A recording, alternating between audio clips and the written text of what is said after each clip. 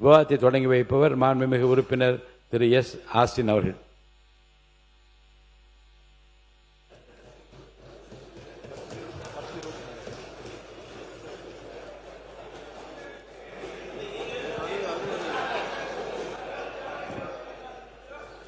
மாண்பு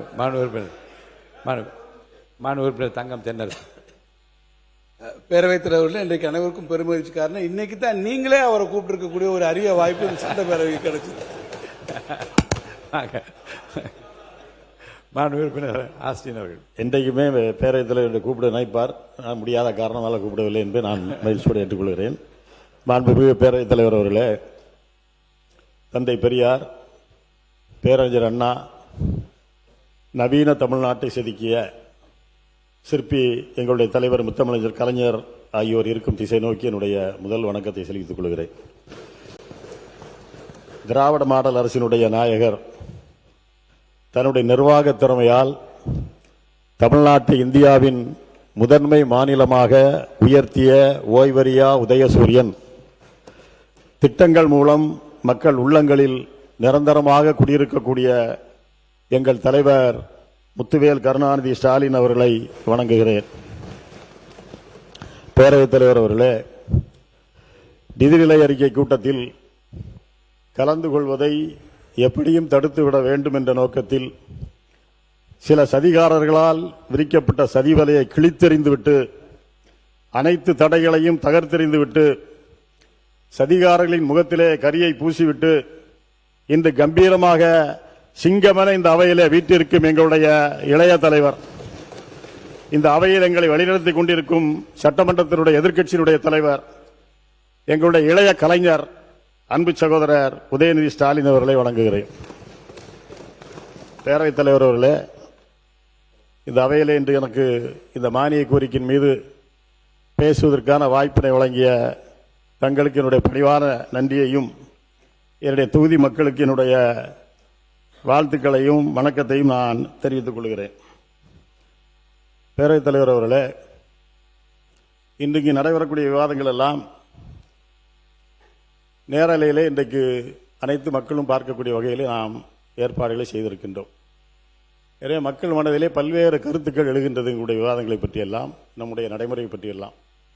எனவே மக்கள் மனதிலே இருக்கக்கூடிய ஒரு சில கருத்துக்களை என்னுடைய மக்களுடைய குரலாகத்தான் நாம் இங்கே ஒலிக்க வேண்டும். அவருடைய பிரதிநிதிகள் அந்த ஒரு சில கருத்துக்களை என்னுடைய கருத்துக்களாக இந்த அவையிலே ஒரு குறைந்த நேரத்தில் எடுத்து வைத்துவிட்டு அதற்கு பிறகு நான் மானிய கோரிக்கைகளை பேசலாம் என்று கருதுகின்றேன். அதற்கு முன்பாக இந்த அவைக்கு இன்னும் ஒரு கருத்து உங்கள் மூலமாக சொல்ல கடமைப்பட்டிருக்கின்றேன். மைனாரிட்டி கமிஷனுடைய சேர்மனாக மரியாதைக்குரிய திரு ஜெரால்டு ஃபெலிக்ஸ் அவர்களை இந்த அரசாங்கம் நியமித்திருக்கின்றது. அந்த போஸ்ட்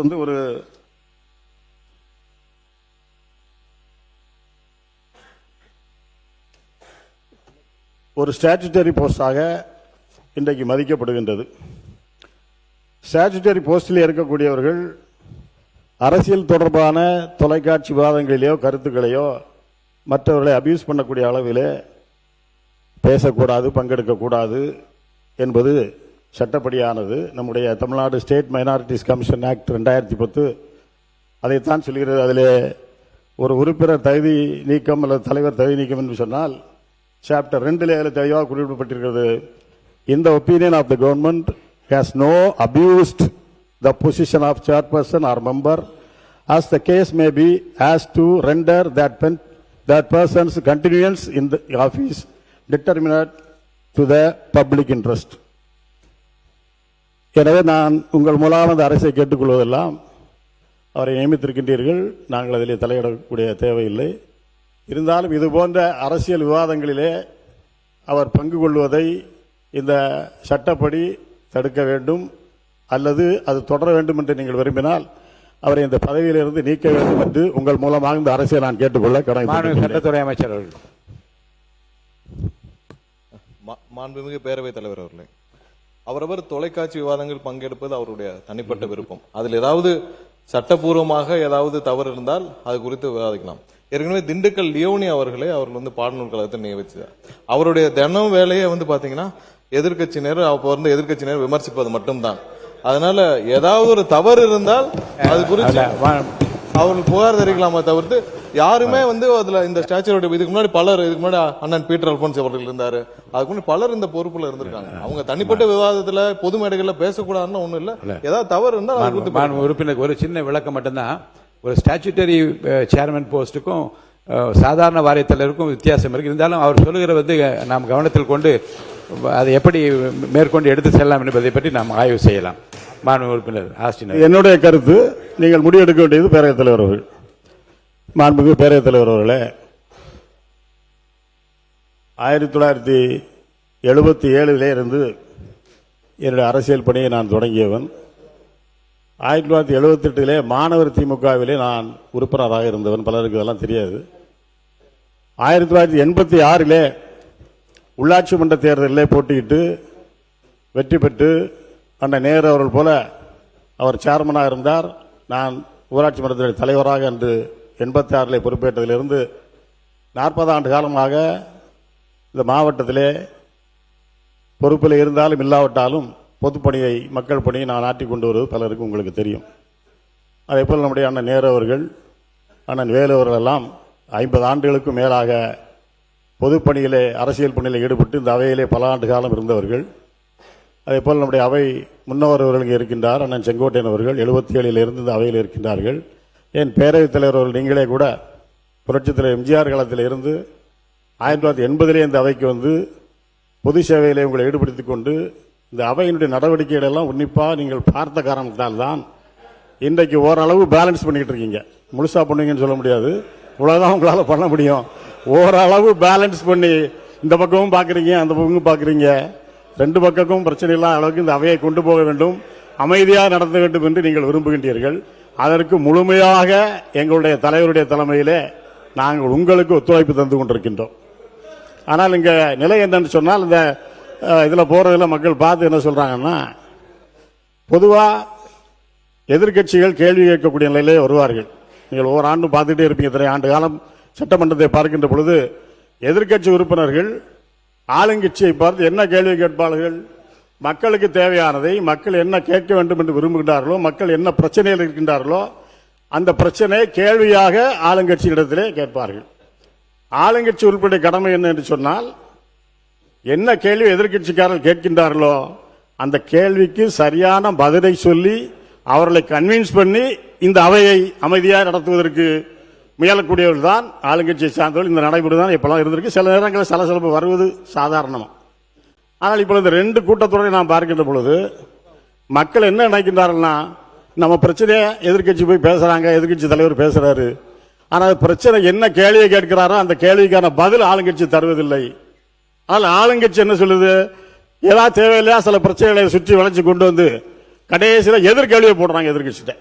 அந்த எதிர்கேள்வியை போடுகின்ற பொழுது சில வார்த்தைகளை எதிர்கட்சியில் உள்பவர்களுடைய உறுப்பினர்களை அவருடைய உணர்வுகளை தூண்டக்கூடிய வகையிலே, ப்ரொவோக் பண்ணக்கூடிய வகையிலே சில வார்த்தைகளை போடுகின்ற காரணத்தால் உங்களை அவர்கள் தர்ம சங்கடத்திற்குள்ளாக்குகிறார்கள் என்பதுதான் என்னுடைய பதில். அவை முன்னவர், நான் அதை பற்றி விளக்கமாக அவர் பேசி முடிக்கிட்டு மாண்பு பேரவைத் தலைவர் அவர்களே, மாண்பு உறுப்பினர்கள் மானிய கோரிக்கை பேச வேண்டிய நேரத்தில் எதிர்க்கட்சியும் ஆளுங்கட்சியை பற்றி விவாதித்துக் கொண்டிருக்கிறார். அதை தவிர்த்து நீங்கள் மானிய கோரிக்கையில் உரையாற்றினா நன்றாக இருக்கு. எங்களுக்கு தெரியும் பதில் சொல்றதுக்கு, அது வேண்டாம், நாங்கள் பார்க்குறோம். மாண்பு தலவாய் சுந்தரம், மாண்பு தலவாய் சுந்தரம். பேரவைத் தலைவர்களே, அவர் உண்மைக்கு புறம்பாக சொல்றேன். அவர் காங்கிரஸ்ல இருந்து அதிமுக 6 ஆண்டு காலம் ராஜ்யசபா எம்பியாக இருந்து தேமுதிகவுக்கு போய்விட்டு இப்பொழுது திமுகவில் நின்று திமுக இருந்து கொண்டு இப்பொழுது பேசிக் கொண்டிருக்கிறார். ஆக என்ன என்ன உறுப்பினர் உட்காருங்க, உறுப்பினர் தலவாய் சுந்தரம் உட்காருங்க. வேண்டாம் வேண்டாம், தேவையில்லாத விவரங்களுக்கு போக வேண்டாம். தேவையில்லாத விவரங்களுக்கு முடிஞ்சிச்சு, விடுங்க, உட்காருங்க. நீங்க மாண்பு உறுப்பினர் கே என் நேரு அவர்கள், மாண்பு உறுப்பினர் கே என் நேரு அவர்கள் உட்காருங்க. மாண்பு பேரவைத் தலைவர், மாண்பு பேரவைத் தலைவர் அவர்களே, தேவையற்ற கொஞ்சம் உறுப்பினர் உட்காருங்க. தம்பி உட்காரியா?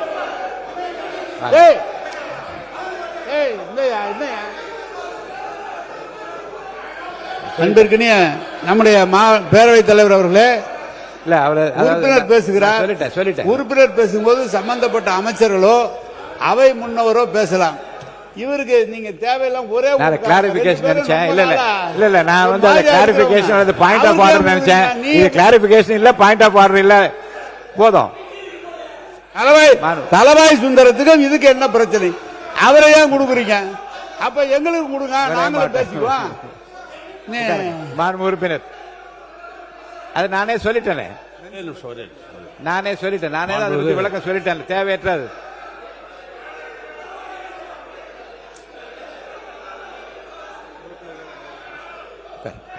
உட்காருங்க. மாண்பு உறுப்பினர் தலவாய் சுந்தர் உட்காருங்க. மாண்பு உறுப்பினர் ஏவா வேலு அவர்கள்.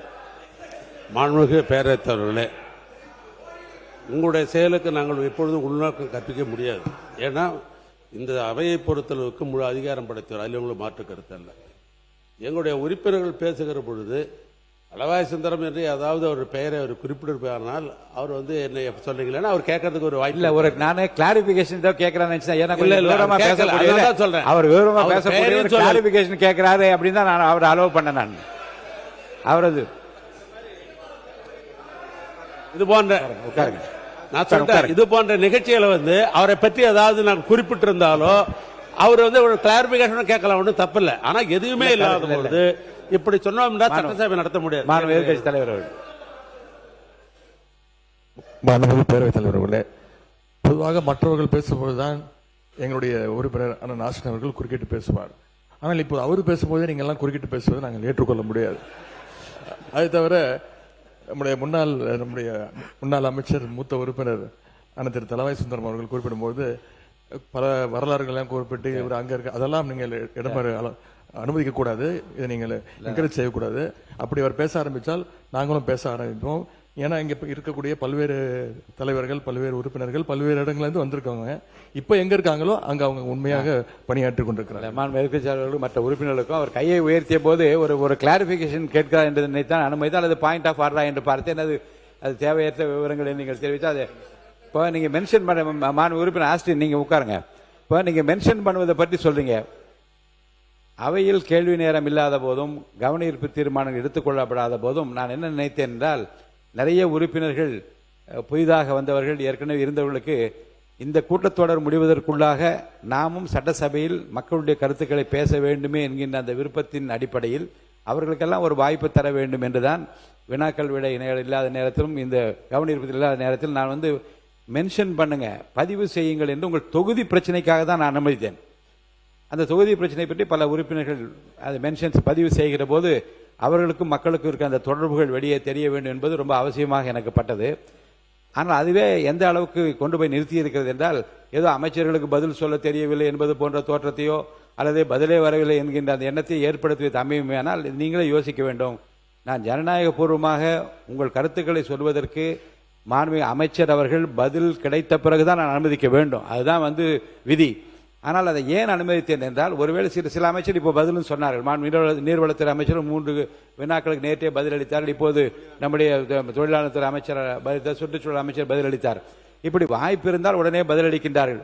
பதில் சொல்ல முடியாத ஒரு அரசாங்கம் இந்த அரசாங்கம் அல்ல என்பதை நீங்கள் மனதில் வைத்துக் பதில் தெரியும். ஆனாலும் காலதாமதம் இல்லாமல் அதை தர வேண்டும் என்று நான் வலியுறுத்தி கொண்டிருக்கிறேன். காலதாமதம் இல்லாமல் பதில் வருகின்ற வினாக்களுக்கு மட்டும்தான் வியாழக்கிழமையிலிருந்து வினாக்கள் விடைகள் நேரம் மட்டும்தான் நடைபெறும்.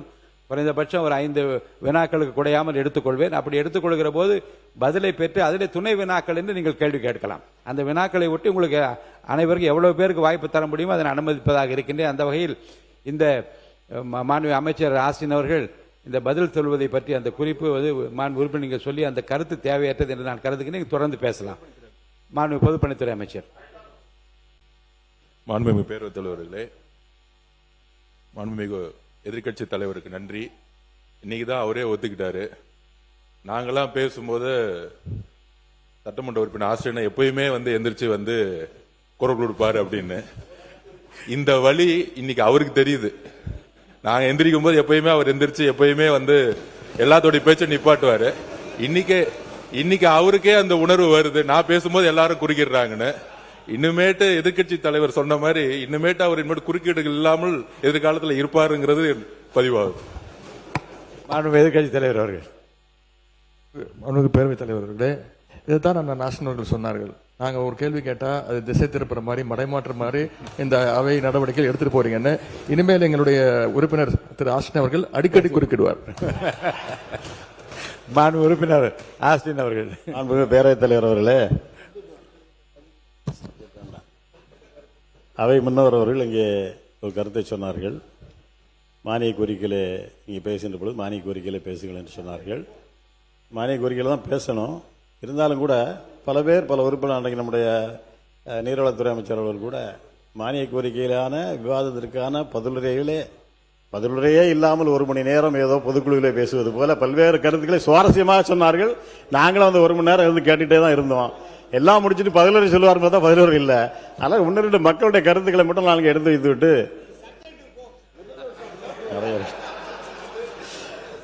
விட்டு இந்த அவையினுடைய கவனத்தை ஈர்த்துவிட்டு நான் போறேன். 2வது, மாண்புமிகு பேரவைத் தலைவர் அவர்களே, நிறைய விட்டுட்டேன், முக்கியமான என்ன நீங்க குறுக்கிடுவீங்க. இந்த அவையை பொறுத்தவரையில் 234 உறுப்பினர்களை உள்ளடக்கிய ஒரு அவை இது. 227 பேர் இருக்கும் உள்ளடக்கிய அவை இது. ஆனால் இந்த இருப்பது 227 பேர் இங்கே இருக்கின்றார்கள். ஒரு தொகுதி நம்முடைய மாண்பு முதலமைச்சர் அவர்கள் 2 தொகுதிகளை போட்டியிட்ட காரணத்தால் ஒரு தொகுதியை அவர் ராஜினாமா செய்து விட்டார். அதுபோக 6 உறுப்பினருடைய பணி இடம் இங்கே இன்றைக்கு காலியாக இருக்கின்றது. 6 உறுப்பினர்கள் பதவியேற்ற 1 மாதத்திலே தங்களுடைய பதவியை ராஜினாமா செய்து விட்டார்கள். என்ன காரணம் என்பது இன்று முழுமையாக வெட்ட வெளிச்சமா யாருக்கும் தெரியவில்லை. அது அவங்களுடைய விருப்பம். ஆனால் மக்களுக்கு தெரிகின்றது. இல்லை, என்னுடைய கோரிக்கை என்னன்னா, இந்த 6 தொகுதிகளுடைய மக்களுடைய குரல் இந்த அவையிலே இன்றைக்கு முடக்கப்பட்டிருக்கின்றது. அவர்களுக்கு குரல் கொடுப்பதற்கு இன்றைக்கு ஆள் இல்லை. கிட்டத்தட்ட 3 மாத காலம் ஆகிவிட்டது. ஒரு தேர்தலிலே போட்டியிடுவது வெற்றி பெறுவது எவ்வளவு சிரமம் என்பது எங்களுக்கு எல்லாம் தெரியும். 1 மாத காலம் கடுமையாக அந்த 6 உறுப்பினரும் அங்கே பணியாற்றியிருப்பார்கள். மக்கள் வாக்களித்த மக்கள் 60 வயது 70 வயது 80 வயது தாண்டியவர்கள் எல்லாம் நடக்க முடியாத அளவிலே கூட அந்த வாக்குச்சாவடிக்கு வந்து இவருக்கு ஓட்டு போட வேண்டும், இவர் ஓட்டு போட்டால் இந்த தொகுதி மக்களுக்கு நமக்கு பல்வேறு நன்மைகள் கிடைக்கும் என்ற ஒரு நம்பிக்கை, அந்த நம்பிக்கையின் அடிப்படையில் தான் அவர்கள் வந்து அங்கே வாக்களிக்கின்றார்கள். ஆனால் இன்றைக்கு அவர்களுடைய நம்பிக்கையெல்லாம் இன்றைக்கு பொய்த்து போய்விட்டது. அதுபோல் வெற்றி பெறக்கூடிய நேரத்தில் மிகப்பெரிய ஒரு களிப்பு இருக்கும். அந்த சட்டமன்ற உறுப்பினருக்கும் சரி, அவருடைய குடும்பத்தாருக்கும் சரி, அவருடைய நண்பர்களுக்கும் சரி, தொகுதி அவருக்கு வாக்களித்த தொகுதி மக்களுக்கும் மிகப்பெரிய மகிழ்ச்சி, மிகப்பெரிய கொண்டாட்டம் இருக்கும். 5 ஆண்டு காலம் இந்த எம்எல்ஏ பதவி என்ற ஒரு மிகப்பெரிய ஒரு அந்தஸ்து, ஒரு மிகப்பெரிய மரியாதை, இதையெல்லாம் ஒருவர் இழந்துவிட்டு வெற்றி பெற்று பதவியேற்ற ஒரே மாத காலத்திற்குள்ளாக ஒரு கூட்டத்தொடரை கூட கலந்து கொள்ளாமல் உறுப்பினர் பதவியை ராஜினாமா செய்கின்றார் என்று சொன்னால் இதை விட பெரிய ஆதாயம் கிடைத்தால் தான் பண்ணுவாரே தவிர சாதாரணமாக பண்ண மாட்டார். அப்ப நீங்க பேசலாம். மாண்பு உறுப்பினர் முதல்ல வந்து அவருடைய விலகல் கடிதம் விதிகளின் முறைப்படி ஏற்றுக்கொள்ளப்பட்டு இப்ப வழக்கு மன்றத்திலே வழக்கு இருக்கிறது. தேர்தலை எப்போது நடத்த வேண்டும் என்பதை பற்றி தேர்தல் கமிஷன் தான் முடிவெடுக்க முடியாது. நான் வந்து பேரவைத் தலைவர் நான் முடிவெடுக்க முடியாது, நீங்களும் முடிவெடுக்க முடியாது.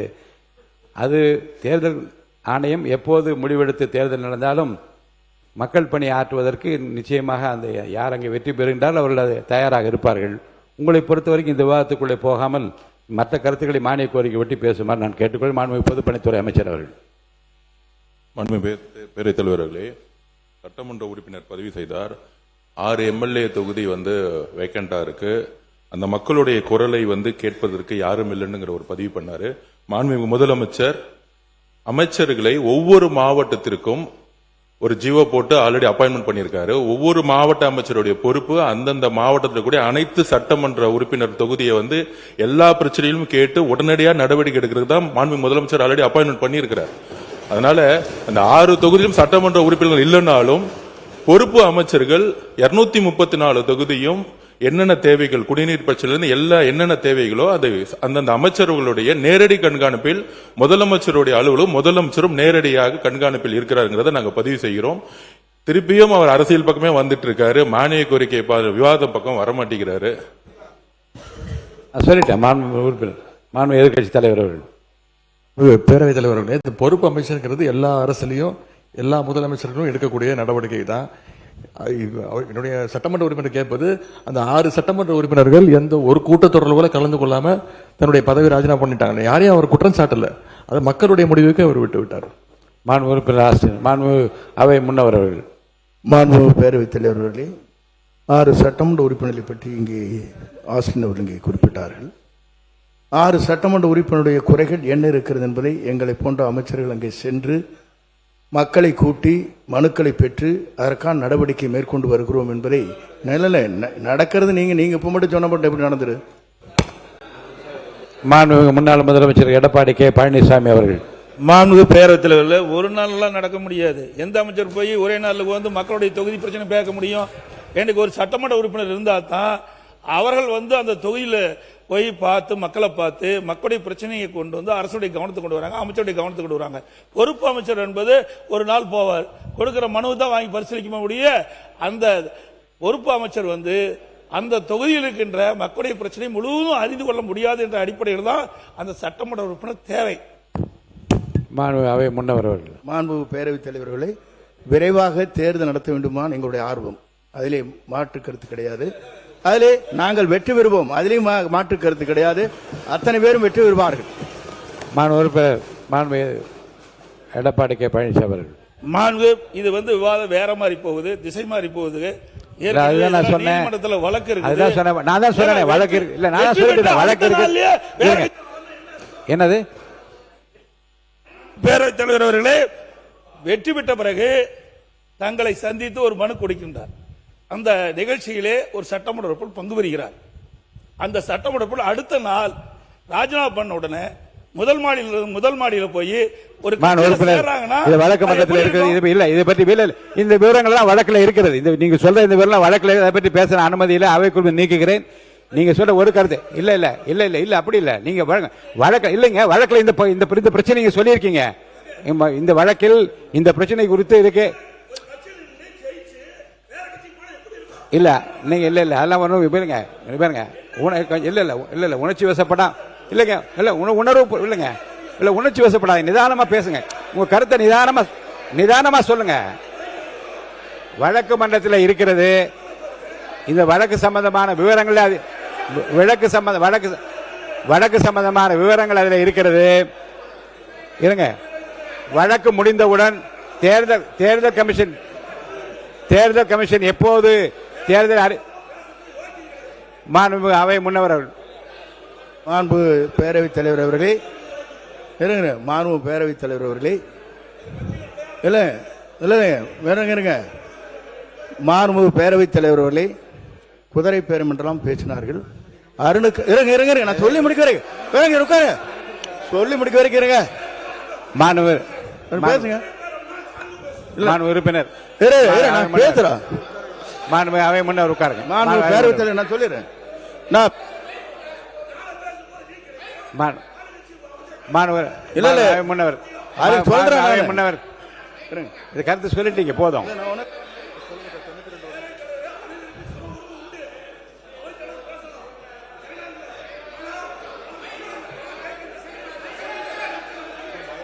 உட்காருங்க, நான் சொல்ல உட்காருங்க. மாண்புமிகு அவை முன்னவரா பொதுப்பணித்துறை அமைச்சர் யார் பேசுறீங்க? யார் அவை முன்னவர்? அவை முன்னவர் கொடுங்க, உட்காருங்க. நான் சொல்லிடுறேன். இல்ல மாண்பு பேரவைத் தலைவர்களே, நம்முடைய உட்காருங்க.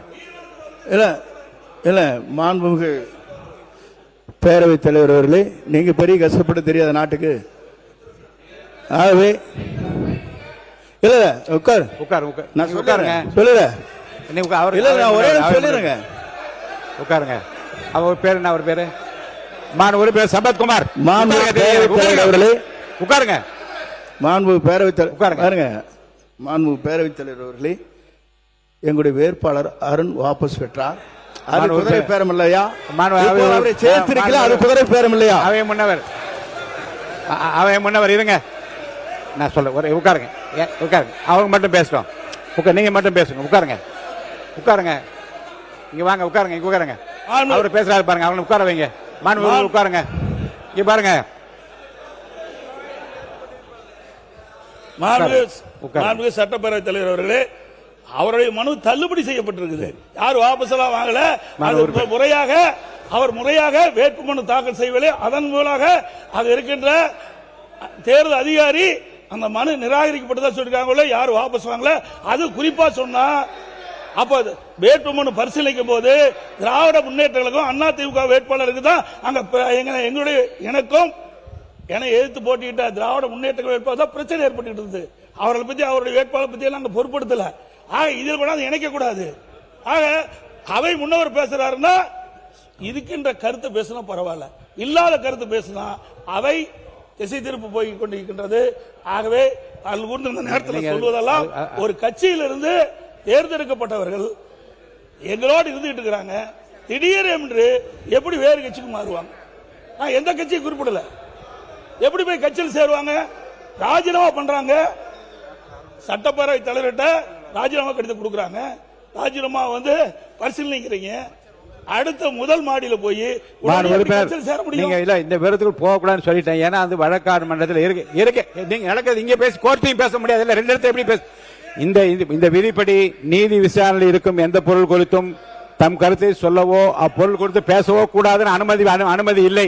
இருங்க, நீங்க கோர்ட்ல கேஸ் இல்லைன்னா என்ன வேணாலும் நான் பேச அனுமதிக்கிறேன். வழக்குல இதெல்லாம் சொல்லியிருக்கீங்க. கீழே என்ன இதுக்குள்ள விவரத்துக்குள்ள நான் போக அனுமதி இல்லை. இல்லைங்க, எந்த கட்சி இல்ல பேரு சொல்ல கட்சி விவரம் என்னன்னு சொல்றீங்களா? வழக்காட்டு மன்றத்தில் இருக்கிற பிரச்சனையில் இருக்கிற விவரத்தை சொன்ன பிறகு அப்புறம் எந்த கட்சி அந்த கட்சி என்றால கோர்ட்ல இல்ல. இப்ப நீங்க சொல்ல வந்த கருத்து ஒரு கட்சியில் வெற்றி இல்ல நான் அவரு நீங்க அதுக்குரிய பதில் உங்களுக்கு நீங்க சொல்லிட்டீங்க இல்லையா? பதில் சொல்லிட்டீங்க இல்லையா?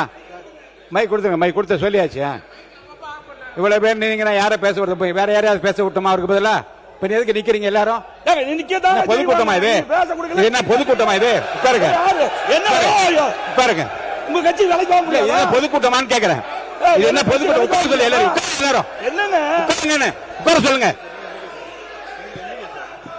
இருங்க இல்லங்க, நீங்க உங்களை அனுமதிச்சு இல்லங்க, உங்களை பேச அனுமதிச்சுட்டே இருக்கும்போது பின்னாடி நின்று குரல் கொடுத்து என்ன பொதுக்கூட்டமா நடத்துறோம்?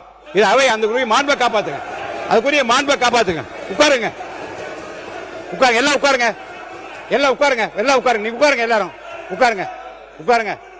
திசை இதே நான் உட்காருங்க. எது அப்ப நான் விதியை பின்பற்ற ஆரம்பிக்கணுமா? உட்காருங்க, எல்லாரும் உட்காருங்க.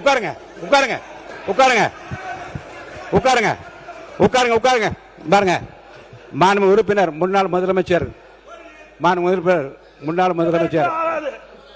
எடப்பாடி பழனிசாமி அவர்களுக்கு நான் சொல்றேன், இது மாதிரி ஆகுமா ஆகாத என்பதை மக்கள் தீர்மானிப்பார்கள். ஏற்கனவே தீர்மானித்து விட்டார்கள். இருங்க, உட்காருங்க.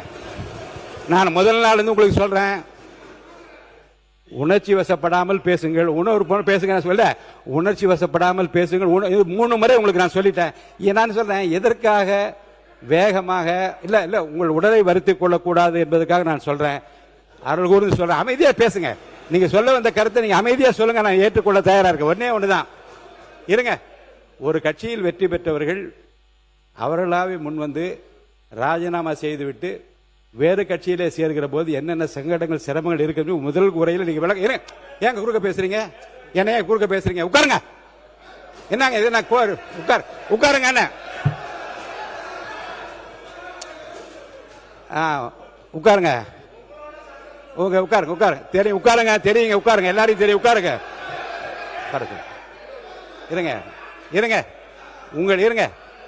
ஒரு கட்சி தலைமைக்குரிய உள்ள உணர்வினை முதல் உரையில் நீ குறிப்பிடுகிற போது எவ்வளவு பேர் உழைச்சாங்க, 6000 பேர் வேலை செஞ்சாங்க, இவ்வளவு பேருடைய உழைப்பில் தான் ஜெயிச்சாங்க என்று உங்களுடைய உள்ள உணர்வுகளை எல்லாம் நீங்க நல்லா பதிவு செஞ்சீங்க. பதிவில் இருக்கு, நான் ஃபுல்லா படிச்சு பார்த்தேன்.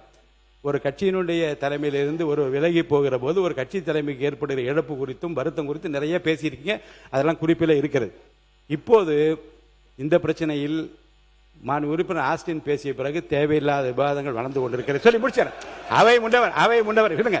அது அவை முன்னவர் சொல்லி நான் தானே சொல்றேங்க. அவை முன்னவர் தவிர்த்திருக்கலாம். இருங்க. அவை முன்னவர் தவிர்த்திருக்கலாம். இருங்க, கொஞ்சம் இருங்க. வழக்கு மன்றத்தில் இருக்கிற எந்த பிரச்சனை குறித்தும் மேற்கொண்டு அதிலே விவாதங்களை வளர்த்துக் கொள்ளாமல் இந்த பிரச்சனை இத்துடன் நான் முடித்து விடுகின்றேன். மாண்பு உறுப்பினர் ஆசிரியன் அவர்கள் உட்காருங்க. நீங்க சப்ஜெக்ட்டுக்கு வாங்க. மாண்பு உறுப்பினர் ஆசிரியன். மாண்புமிகு பேரவைத் தலைவர் அவர்களே, எங்களுடைய தலைவர் அவர்கள் சொல்லிவிட்டார்கள், மேற்கொண்டு வேண்டாம், நீங்க இதுல மானிய கோரிக்கையில போயிடுங்கன்னு சொல்லிட்டாங்க. ஏன்னா மக்கள் கருத்து இன்னும் நிறைய இருக்குது. இந்த அவையினுடைய நடவடிக்கைகள் குறித்து மக்களுடைய கருத்து நிறைய இருக்கு. அதெல்லாம் நான் இங்க என்னுடைய குரலா ஒலிக்கணும்னு சொன்னா 1 மணி நேரம் இருந்தாலும் பத்தாது. இருந்தாலும் எங்களுடைய தலைவருடைய கட்டளை ஏற்று மானிய கோரிக்கைகளை நான் என்னுடைய கருத்துக்களை எடுத்து வைக்கின்றேன். மாண்புமிகு பேரவைத் தலைவர் அவர்களே, தொழில்துறை வளர்ச்சி தான் ஒரு நாட்டினுடைய பொருளாதார வளர்ச்சிக்கு வலுவான ஒரு அடித்தளத்தை அமைத்துக் கொடுக்கின்றது. உற்பத்தி, ஏற்றுமதி, முதலீடு மற்றும் வேலைவாய்ப்பு ஆகிய அனைத்து துறைகளிலும் இன்றைக்கு தமிழ்நாடு தனது தனித்துவமான இடத்தை 5 ஆண்டுகளாக பெற்றுள்ளதை நாம் அத்தனை பேர் இன்றைக்கு அறிவோம். இளைஞர்களுக்கும் பெண்களுக்கும் அதிக அளவிலான வேலைவாய்ப்பு, 2030ற்குள் தமிழ்நாட்டை $1 டிரில்லியன் அமெரிக்க பொருளாதாரமாக உயர்த்த வேண்டும் என்ற இலக்கை நோக்கிய எங்களுடைய தொழில்துறை பயணமானது 2024-25 ஆண்டிலே இந்தியாவிலேயே எங்கேயும் சாதிக்க முடியாத ஒரு சாதனையாக 11.19% என்ற பொருளாதார வளர்ச்சி, இரட்டை இலக்க வளர்ச்சியை சாதித்து காட்டிய திராவிட மாடல் அரசு. முதலீடுகளை ஈர்ப்பது மட்டுமல்ல, அவற்றை வேலைவாய்ப்புகளாக மாற்றுவது, தொழில் வளர்ச்சியை மாவட்டங்கள் தோறும் விரிவுபடுத்துவது, எதிர்காலத்திலே தொழில்களுக்கு வேண்டிய தேவையான உட்கட்டமைப்புகளை உருவாக்குவது போன்ற ஒருங்கிணைந்த அணுகுமுறையின் காரணமாகத்தான் கடந்த 5 ஆண்டுகளிலே தமிழ்நாடு தொழில்துறையிலே உச்சத்தை எட்டியது. மாண்புமிகு பேரவைத் தலைவர் அவர்களே, கடந்த 5 ஆண்டுகளில் மட்டும் 1179 புரிந்துணர்வு ஒப்பந்தங்கள் போட்டு கிட்டத்தட்ட 12.37 லட்சம் கோடி முதலீடுகளை ஈர்த்தது தமிழ்நாடு அரசு. அந்த சாதனையை புரிந்தது எங்களுடைய திராவிட மாடல் ஆட்சியினுடைய அரசர் மாண்புமிகு முத்துவேல் கருணாநிதி ஸ்டாலின் அவர்கள். இதன் மூலமாக கிட்டத்தட்ட 36 லட்சத்திற்கும் மேற்பட்ட வேலைவாய்ப்புகள் தமிழ்நாட்டிலே உருவாக்கப்பட்டிருக்கின்றது. குறிப்பாக மோட்டார் வாகன உற்பத்தியிலே முதலிடம், ஆடைகள் உற்பத்தியிலே முதலிடம், தோல் மற்றும் தோல் சார்ந்த பொருட்கள் உற்பத்தியிலே முதலிடம், கணினி மற்றும் ஒலிக்கருவிகள் உற்பத்தியிலே 2ஆம் இடம், இயந்திரங்கள் மற்றும் உபகரணங்கள் உற்பத்தியிலே 2ஆம் இடம், பிற போக்குவரத்து சாதனங்கள் உற்பத்தியிலே 2ஆம் இடம், மின்னணுவியல் ஏற்றுமதியில் இந்தியாவில் தமிழ்நாட்டினுடைய பங்களிப்பு மட்டும் 41.23%. இப்படி தொழில்துறையிலே தமிழ்நாடு மிகப்பெரிய சாதனையை கடந்த 5 ஆண்டுகளிலே உருவாக்கி இருக்கின்றது. மாண்புமிகு பேரவைத் தலைவர் அவர்களே, வரலாற்று சிறப்பு மிக்க உலக முதலீட்டாளர்கள் மாநாட்டினை 2024ஆம் ஆண்டு எங்களுடைய திராவிட மாடல் ஆட்சி நாயகர் தளபதி அவர்கள் நடத்தி, அதன் மூலமாக இந்தியாவே திரும்பி பார்க்கும் வகையிலே 631 புரிந்துணர்வு ஒப்பந்தங்கள் போட்டு அதன் மூலமாக 6,64,181 கோடி முதலீடுகளை தமிழ்நாட்டிற்கு கொண்டு வந்துள்ளார்கள். இதன் மூலம் கிட்டத்தட்ட 14.5 லட்சம் பேருக்கு நேரடியாக வேலைவாய்ப்புகள் உருவாக்கப்பட்டுள்ளது. முதலீடுகளை ஈர்ப்பதற்காக 2021 முதல் 26 வரை கிட்டத்தட்ட 12 முதலீட்டாளர்கள் மாநாட்டுகளை எங்கள் தலைவர் அவர்கள் நடத்தினார்கள். முன்னாள் முதலமைச்சர் எங்கள் தலைவர் அவர்களே நேரடியாக ஜப்பான், சிங்கப்பூர், அமெரிக்கா, ஜெர்மனி போன்ற நாடுகளுக்கு சென்று அங்குள்ள முதலீட்டாளர்களை சந்தித்து அவர்களிடத்தில் பேசி மிகப்பெரிய முதலீடுகளை தமிழ்நாட்டுக்கு கொண்டு வந்துள்ளார்கள். அவருடைய வெளிநாட்டு பயணங்கள் மூலமாக மட்டும் 69 புரிந்துணர்வு ஒப்பந்தங்கள் போடப்பட்டு 34,013 கோடிகள் இங்கே முதலீடுகள் கொண்டு வரப்பட்டுள்ளது. 2024 முதலீட்டாளர் மாநாட்டில் போடப்பட்ட 633 புரிந்துணர்வு ஒப்பந்தங்களிலே 526 முதலீடுகளாக மாற்றப்பட்டிருக்கின்றது. ஒரு புரிந்துணர்வு ஒப்பந்தம் போடப்படுவது என்பதோடு அந்த துறை நின்றுவிடக்கூடாது. அந்த புரிந்துணர்வு ஒப்பந்தத்தை முதலீடாக மாற்றுவதில்தான் ஒரு அரசினுடைய வெற்றி இருக்கின்றது. அந்த வெற்றியை திராவிட மாடல் அரசு 5 ஆண்டுகளே சிறப்பாக செய்துள்ளது. இந்தியாவிலே யாரும் செய்ய முடியாத சாதனைகளை இந்த தொழில்துறையிலே கடந்த 5 ஆண்டுகளிலே முதலீடுகளை கொண்டு வந்தது திமுக அரசு. கிட்டத்தட்ட 526 முதலீடுகள், இது கிட்டத்தட்ட 84%. அந்த முதலீட்டாளர் மாநாட்டிலே கொண்டு வந்த புரிந்துணர்வு ஒப்பந்தங்கள் எம்ஓயூக்கள் முதலீடுகளாக டிரான்ஸ்பர் கன்வெர்ட் பண்ணப்பட்டது 84%. மொத்தமாக 1192 முதலீடு ஒப்பந்தங்கள் மூலம் 873 முதலீடுகள் கன்வெர்ட் பண்ணப்பட்டிருக்கின்றது. இது கிட்டத்தட்ட 73%. இது இந்தியாவில் எந்த மாநிலமும் இந்த அளவிற்கு புரிந்துணர்வு ஒப்பந்தங்களை முதலீடாக மாற்றியது வேறு எந்த மாநிலத்திலும் இல்லை. இதுதான் அதிகபட்சமாக என்பதை இந்த நேரத்தில் தெரிவித்துக் கொள்ள கடமைப்பட்டிருக்கின்றேன். அதே போல வளர்ந்த புறநகர் பகுதிகளிலே படித்த இளைஞர்களுக்கு ஐடி சர்வீஸ் மூலம் அவர்களுக்கு வேலை வாய்ப்பை அங்கே வளர்ச்சியை கொண்டு வருவதற்காகத்தான் இந்தியாவிலே முதலிலே எங்களுடைய தலைவர்கள் நியோ டைடல் பார்க் என்ற ஒரு திட்டத்தை கொண்டு வந்தார்கள்.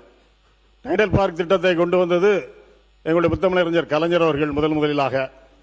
இன்றைக்கு புதிதாக வளர்ந்து வரும் நகரங்களிலே இளைஞர்களுக்கு வேலைவாய்ப்பை உருவாக்கக்கூடிய வகையில் நியோ டைடல் பார்க் என்ற ஒரு புதிய திட்டத்தை கொண்டு வந்து அதுவும் மாநகர பெரிய பெரிய மாநகராட்சி மட்டுமல்ல, தென் மண்டலங்களிலே டெல்டா மண்டலம் என்று சொல்லி தூத்துக்குடி, தென்காசி, தஞ்சாவூர், நாகப்பட்டினம், விருதுநகர், விழுப்புரம் உள்ளிட்ட 10 இடங்களிலே இந்த நியோ டைடல் பார்க் கொண்டு வரப்பட்டு ஒவ்வொன்றிலும் கிட்டத்தட்ட 600 நபர்களுக்கு இன்றைக்கு வேலைவாய்ப்பை உருவாக்கி கொடுத்திருக்கக்கூடிய அரசு திராவிட முன்னேற்ற கழக அரசு என்பதை பெருமையோடு நான் இங்கே சொல்லிக்கொள்ள கடமைப்பட்டிருக்கின்றேன். அதில் ஒன்று, நம்முடைய தொழில்துறை அமைச்சருக்கு ஒரு கேள்வி நான் வைக்கிறேன். எங்கள் தொகுதியில் உள்ளது, எங்களுடைய அரசு கொண்டு வந்த நாகர்கோவில் பகுதியிலே நியோ டைடல் பார்க் என்ற திட்டம் ஏற்கனவே எங்களுடைய முதலமைச்சர் அவர்களால் பிப்ரவரி மாதத்திலே அடிக்கல் நாட்டப்பட்டு பணிகள் தொடங்குவதற்காக அடிக்கல் நாட்டப்பட்டது. ஆனால் இந்த அரசு பொறுப்பேற்று இன்றைக்கு 3 மாதம் ஆயிற்று. அடிக்கல் நாட்டப்பட்டு 6 மாதங்கள் ஆகிவிட்டது. இன்னும் இந்த பணிகள் தொடங்கப்படவில்லை. அது டிக்டோ நிறுவனம் தான் அந்த பணியை மேற்கொள்ள வேண்டும் நான் கருதுகின்றேன். அதிகாரிகளை தொடர்பு கொண்டு கேட்ட பொழுது பணம் இல்லை, எனவே நாங்கள் இன்னும் பணியை தொடங்கவில்லை, எல்லா ஃபார்மாலிட்டிஸும் முடிஞ்சு விட்டது, அரசாங்கம் என்றைக்கு டைடல் பார்க்கு பணத்தை கொடுக்கின்றார்களோ மறுநாள் உங்கள் பணியிடத்தில் வேலையை தொடங்கி விடுவோம் என்று சொன்னார்கள். எனவே இந்த அரசை நான் உங்கள் மூலமாக கேட்டுக்கொள்வதெல்லாம், இது 600 இளைஞர்களுக்கான வேலை வாய்ப்பை உருவாக்கக்கூடிய இடம். நாகர்கோயில் பகுதி என்பது கன்னியாகுமரி மாவட்டம் என்பது எந்த தொழிற்சாலை வர முடியாத இடங்கள் பற்றாக்குறை உள்ள மாவட்டம். எங்க தொழிலுமே அங்கே வர முடியாது. மிகவும் சிரமப்பட்டு இந்த இடத்தை தேர்வு செய்துதான் இந்த நியோ டைடல் பார்க்கை எங்களுடைய தலைவர்கள் கொண்டு வந்திருக்கின்றார்கள். எனவே இது ஆளுங்கட்சி எதிர்கட்சி அங்கே எந்த சட்டமன்ற உறுப்பினர் 6 தொகுதியிலும் எங்களுடைய உறுப்பினர் வெற்றி பெறவில்லை, இது மாற்றுக் கட்சி வெற்றி பெற்று என்ற எண்ணத்தெல்லாம் நீங்கள் விட்டுவிட்டு இளைஞருடைய அந்த மாதிரி எண்ணம் இருக்கிறதா அவங்க சொன்னாங்களா? நீங்க வந்துடக்கூடாது என்ன இல்ல, நீங்க பரவாயில்ல எடுத்துருங்க. நீங்கள் அந்த இளைஞருடைய வேலை வாய்ப்பை எதிர்காலத்தில் கருத்திலே கொண்டு அதற்கான நிதியை உடனடியாக டைடல் பார்க்கு டிட்கோ மூலமாக ஒதுக்கீடு செய்து அந்த பணியை உடனடியாக தொடங்குவதற்கு உரிய நடவடிக்கை மேற்கொள்ள வேண்டும் என்று நான் மாண்புமிகு அமைச்சர் அவர்களை கேட்டுக்கொள்ள கடமைப்பட்டிருக்கின்றேன். அதேபோல் எங்களுடைய ஆட்சி காலத்தில் தான் 13 புதிய கொள்கைகளை தொழில்துறை வெளியிட்டது. அது உங்களுடைய கொள்கை ஒழுக்க குறிப்பிலும் இருக்கின்றது. நிதிநுட்ப கொள்கை, ஏற்றுமதி மேம்பாட்டுக் கொள்கை, உயிர் அறிவியல் மேம்பாட்டுக் கொள்கை, ஆராய்ச்சி மற்றும் மேம்பாட்டுக் கொள்கை, காலணி மற்றும் தோல் பொருட்கள் கொள்கை, விண்வெளி மற்றும் பாதுகாப்பு தொழில் கொள்கை, சரக்கு போக்குவரத்து கொள்கை, பொது தனியார் கூட்டாண்மை கொள்கை, பொம்மைகள் உற்பத்தி, சுழற் பொருளாதாரம், சேமிப்பு கிடங்கு, கடல் போக்குவரத்து உற்பத்தி மற்றும் கடல்சார் உணவுப் பொருட்கள் பலப்படுத்துதல் உள்ளிட்ட புதிய கொள்கைகளுடன் எங்களுடைய அரசு சிறப்பாக தன்னுடைய இலக்கை நோக்கி பயணித்து சாதனையை படைத்துள்ளது. 2021 தமிழ்நாட்டிலே நாங்கள் ஆட்சி பொறுப்பு இருக்கின்ற பொழுது சிப்காட் கிட்டத்தட்ட 32,525 ஏக்கரில் 24 சிப்காட் நிறுவனங்களோடு நாங்கள் ஆட்சி பொறுப்பை ஏற்றோம். நாங்கள் ஆட்சிக்கு வந்த உடனே 12 புதிய மாவட்டங்களில் தொழில் பூங்காக்கள் உருவாக்கப்பட்டு இன்றைக்கு கிட்டத்தட்ட 54 தொழிற்பூங்காக்கள் சிப்காட் 50,059 ஏக்கரில் இன்றைக்கு உருவாக்கப்பட்டிருக்கின்றது. இதுவும் எங்களுடைய 5 ஆண்டு கால சாதனை, வேறு எங்குமே நிகழ்த்தவில்லை என்பதையும் தெரிவித்துக் கொள்ள கடமைப்பட்டிருக்கின்றேன். எங்கள் ஆட்சியில் தான் முதல்ல 2021 ஜூலை 20ஆம் தேதி சிங்கிள் விண்டோ போர்ட்டல் 2.0 என்ற திட்டம் தொடங்கப்பட்டது. கிட்டத்தட்ட 24 துறைகள் சார்ந்த 100 சேவைகள். ஒரு தொழில் தொடங்க ஒரு நிறுவனம் வருகின்றது என்று சொன்னால் அவர்களுக்கு தேவையான அனைத்து உதவிகளையும், அனைத்து சேவைகளையும், அனைத்து அனுமதிகளையும் ஒரே இடத்தில் பெறக்கூடிய வகையில் இன்றைக்கு நீங்கள் கூட 3.0 ஒன்றை நாங்கள் தொடங்க போவதாக சொல்லியிருக்கின்றீர்கள். அதை டிஜிட்டலாக நீங்கள் போட போகிறோம்னு சொல்லியிருக்கீங்க. நான் அதில் ஒன்றும் மாற்றுக்கிறது இல்லை. இருந்தாலும் அது முத தொடங்கியது நாங்கள் தான் தொடங்கி அதன் காரணமாகத்தான் இவ்வளவு முதலீடுகளை ஈர்க்க முடிந்தது. ஒரே இடத்தில் நாங்களுக்கு அனுமதி கேட்ட உடனே கொடுத்த காரணத்தால் தான் விரைவாக அந்த எம்ஓக்கள் எல்லாம் இன்றைக்கு முதலீடுகளாக தமிழ்நாட்டிலே மாற்றப்பட்டது என்பதை நான் இங்கே பதிவு வைக்க கடமைப்பட்டிருக்கின்றேன். நம்முடைய ஒன்றிய அரசினுடைய புள்ளி விவரத்துறையின்படி இந்தியாவிலே மற்ற மாநிலங்களோடும் தமிழ்நாட்டில் தான் வேலைக்கு செல்லும் பெண்களுடைய சதவீதம் மிகவும் அதிகம். தொழில்துறையை பொறுத்தவரை இந்தியாவிலே மேனுஃபேக்சரிங் செக்டர் இதில் வேலை பார்க்கக்கூடிய பெண் தொழிலாளர் 43% தமிழ்நாட்டில் மட்டுமே பணிபுரிகின்றார் என்ற சாதனையை தமிழ்நாடு அரசு படைத்துள்ளது என்பதையும் நான் இங்கே சுட்டிக்காட்ட கடமைப்பட்டிருக்கின்றேன். தொழிலாளர் நலன், கட்டுமான அனுமதி, வணிக நுழைவு மற்றும் நில நிர்வாகம் ஆகிய பிரிவுகளில் சிறப்பான சீர்திருத்தங்களை மேற்கொண்டதற்காக தமிழ்நாட்டிற்கு டாப் அச்சீவர் என்ற விருது 2025ஆம் ஆண்டு வழங்கப்பட்டது. அதுபோல கடலோர மாநிலங்கள் பிரிவில் தொடர்ச்சியாக 3வது ஆண்டாக தமிழ்நாடு அச்சீவர் அந்தஸ்தை பெற்றது. சென்னை மற்றும் கோயம்புத்தூரில் இந்தியாவின் முதல் மல்டி மாடல் லாஜிஸ்டிக்ஸ் பார்க்ஸ் அமைப்பதற்கான முயற்சிகளுக்காக இந்த அங்கீகாரம் தமிழ்நாடு அரசுக்கு வழங்கப்பட்டது என்பதையும் நான் தெரிவித்துக் கொள்ள கடமைப்பட்டிருக்கின்றேன். இதெல்லாம் உங்களுடைய கொள்கை பரப்பு குறிப்பிலே இருக்கின்றது. உலக முதலீட்டாளர் கூட்டத்தில் உலக முதலீட்டு மன்ற கூட்டத்தில் புதுப்பிக்கத்தக்க எரிசக்தி மாற்றத்தை வெற்றிகரமாக ஊக்குவித்து பசுமை ஹைட்ரஜன் மின்சார வாகனத்துறையில் பில்லியன் கணக்கான முதலீடுகளை ஈர்த்ததற்காக ஐநா சபை முதலீட்டு ஊக்குவிப்பு விருதை தமிழ்நாட்டிற்கு வழங்கியது. அதேபோல ஐக்கிய அரபு அமீரகத்தின் பொருளாதார அமைச்சகத்தால் ஆசிய ஒசியானியா பிராந்தியத்திலேயே சிறந்த முதலீட்டு ஊக்குவிப்பு முகப்பேங்கான விருது அன்றைக்கு தமிழ்நாட்டுக்கு வழங்கப்பட்டது. இப்படி எண்ணற்ற விருதுகளை பெற்று எங்கள் ஆட்சியிலே தொழில்துறை இந்தியாவிலேயே முதல் மாநிலம் என்ற அந்தஸ்தை பெற்றது என்பதை இங்கே நான் தெரிவித்துக் கொள்ள கடமைப்பட்டிருக்கின்றேன். மாண்புமிகு பேரவைத் தலைவர் அவர்களே, இது எல்லாமே உங்களுடைய கொள்கை வகுப்பு குறிப்பிலே நீங்கள் சொல்லியிருக்கின்றீர்கள். இதையெல்லாம் கடந்த ஆட்சி காலத்திலே இந்தந்த திட்டங்கள் எல்லாம் வழங்கப்பட்டது, இந்த விருது எல்லாம் வழங்கப்பட்டது, இவ்வளவு சிப்காட் தொடங்கப்பட்டது, இவ்வளவு முதலீடுகள் ஈர்க்கப்பட்டது, இவ்வளவு பேருக்கு வேலைவாய்ப்புகள் கொடுக்கப்பட்டது எல்லாம் சொல்லியிருக்கின்றீர்கள். அதை நோக்கிய உங்களுடைய பயணமும் கூடுதலாக எதையை செய்ய வேண்டும் என்று குறிப்பிட்டு சொல்லாவிட்டால் கூட அதை நோக்கிய பயணம் இருக்கும் என்று சொன்னீர்கள். ஏற்கனவே இந்த ஆட்சி பொறுப்பேற்று கடந்த 13/8/2026 முதலீட்டாளர் மாநாட்டை ஒன்று கூட்டினீங்க. பிரஸ் எல்லாம் உள்ள விடல. அந்த மாநாட்டில் ஒரு 97 புரிந்துணர்வு ஒப்பந்தங்களை போடப்பட்டு அதில் 67,452 கோடி முதலீடு வந்ததாக தெரிவித்தார். ரகசிய பேரவைத் தலைவர் அவர்களே, வந்து புறம்பானது, அதை யூஸ் பண்ணக்கூடாது. எடுத்துடலாம். உறுப்பினர் ஆஸ்டின். அதே போல 4/6/2026 மற்றும் 9/7/2026 LNT மற்றும் விக்ரம் சோலார் நிறுவனங்கள் மூலம் சுமார் 33,000 கோடி முதலீடு வந்ததாகவும் நீங்கள் குறிப்பிட்டிருக்கின்றீர்கள். நான் இங்கே கேட்பதெல்லாம் 97 நிறுவனங்கள் புரிந்துணர்வு ஒப்பந்தம் போட்டிருக்கின்றீர்கள் சொல்கிறீர்கள். இதில் எத்தனை நிறுவனங்கள் புதிதாக போடப்பட்டது? எங்களுடைய கணக்குப்படி இதில் பல கிட்டத்தட்ட 75-80% மேலுள்ள நிறுவனங்கள் ஏற்கனவே எங்களுடைய ஆட்சி காலத்திலே தமிழ்நாட்டிலே தொழிலை தொடங்கி அல்லது எங்கள் ஆட்சிக்கு முன்பேய தொழிலை தொடங்கி இங்கே முதலீடு செய்து தொழில் செய்துக்கூடிய ஒரு எக்ஸ்பான்ஷன் நீங்க எடுத்திருக்கீங்க. நான் இல்லைன்னு சொல்லல. ஆனால் புதிய தொழிலை இங்கே கொண்டு வந்ததாக கிட்டத்தட்ட ஒரு 10% இருக்குன்னு நான் நினைக்கிறேன். நீங்க பதில் வரையில் அதுக்கு ஏதாவது வழக்கம் இருந்தால் கூட நம்முடைய அமைச்சர்கள் சொல்லலாம். மீது எல்லாமே திராவிட மாடல் ஆட்சியிலே நம்முடைய அரசாங்கத்தால் தமிழ்நாட்டில் கொண்டு வந்த முதலீட்டாளருடைய நிறுவனனுடைய எக்ஸ்பான்ஷனாகத்தான் நான் இந்த 1 லட்சம் கோடி முதலீட்டை நான் இங்கே பார்க்கிறேன். இதில் பெரும்பாலான தலைவரும் தொழில்துறை அமைச்சரும் பேசி தொழில்துறை அமைச்சர் மாண்புமிகு பேரவைத் தலைவர் அவர்களே, அவங்க ஆட்சியில் இருந்தப்போ 30 நாள்ல எவ்வளவு புரிந்துணர்வு ஒப்பந்தம் போட்டாங்கன்னு மட்டும் ஆன்சர் பண்ண சொல்லுங்க. மாண்புமிகு உட்காருங்க. உறுப்பினர் ஆஸ்டின் பேசு. முடிச்சிடறேன். பேரவைத் தலைவர் அவர்களே சொன்னது சரி. உறுப்பினர் ஆஸ்டின். பேரவைத் தலைவர் அவர்களே, நாங்கள் 2021 ஆட்சி பொறுப்பை இருக்கின்ற பொழுது கொரோனா உச்சத்தில் இருந்த நேரம், அந்த நேரத்தில் ஆட்சி பொறுப்பேற்ற போது கூட கிட்டத்தட்ட 3 மாத காலத்திலே 44,36,000 கோடியாக திட்ட முதலீட்டை நாங்கள் கொண்டு வந்திருக்கோம். இன்னும் நான் ஒரு ஒப்பீடு சொல்லணும்னு சொன்னால், நீங்கள் இப்போ முதலீட்டு மாநாடை கடந்த 13ஆம் தேதி போட்டீங்க. ஜூலை 31 முதல் காலாண்டுகளுக்கான தொழில் முதலீட்டு 4 மாநிலத்தில் ஒரு ஒப்பீடு நமக்கு வெளிவந்து நீங்கள்லாம் பார்த்துருப்பீங்க. அது ஏற்கனவே இருந்த காலாண்டு, அதாவது போன 21 இருந்த காலாண்டுக்கும் இப்போ 26 இருக்கக்கூடிய முதல் காலாண்டுக்கும் உள்ள வித்தியாசம் ஒப்பீடு. அதில் என்ன கொடுத்துருக்காங்கன்னா, கர்நாடகாவில் முந்தைய காலாண்டை விட வளர்ச்சி விகிதம் 2,252.53% அதிகரிச்சிருக்கு ஜூலை 31 3 மாசத்துல காலாண்டுல. கேரளாவில் முந்தைய காலாண்டை விட 294.94% முந்தைய காலாண்டை விட தொழில் முதலீடு அதிகரிச்சிருக்கு வளர்ச்சி. மேற்கு வங்காளத்தில், இதெல்லாம் நம்ம ஸ்டேட் தேர்தல் நடக்கும்போது தேர்தல் நடந்த மாநிலங்கள். மேற்கு வங்காளத்தில் முந்தைய காலாண்டை விட வளர்ச்சி வீதம் 199.58% அதிகரித்திருக்கு. ஆனால் நம்முடைய தமிழ்நாட்டில் நம்முடைய மாண்புமிகு அமைச்சர்கள் கேட்டது போல அந்த 3 மாத காலத்திலே ஜூலை 31 வரை நீங்க பாப்பீங்கன்னு சொன்னா தமிழ்நாட்டில் முந்தைய காலாண்டை விட 74.48% சரிந்துள்ளது. 200-300% 3 மாநிலங்கள் உயர்ந்திருக்கு.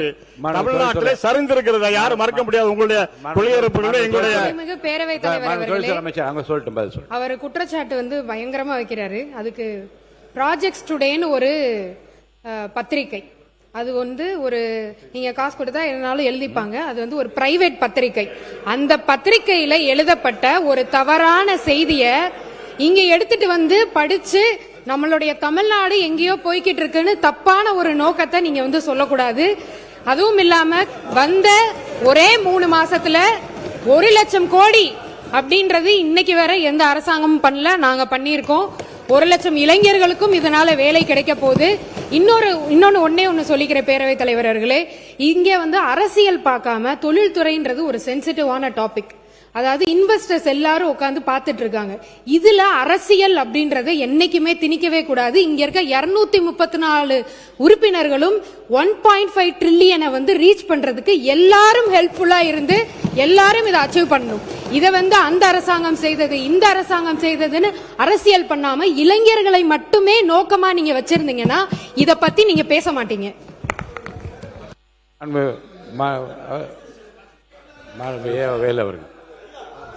மாண்புமிகு பேரவைத் தலைவர்களே, அவர் பேசணும். முன்னாள் அமைச்சர் அதை பத்தி சொல்ல அவர் சொல்லட்டுமா?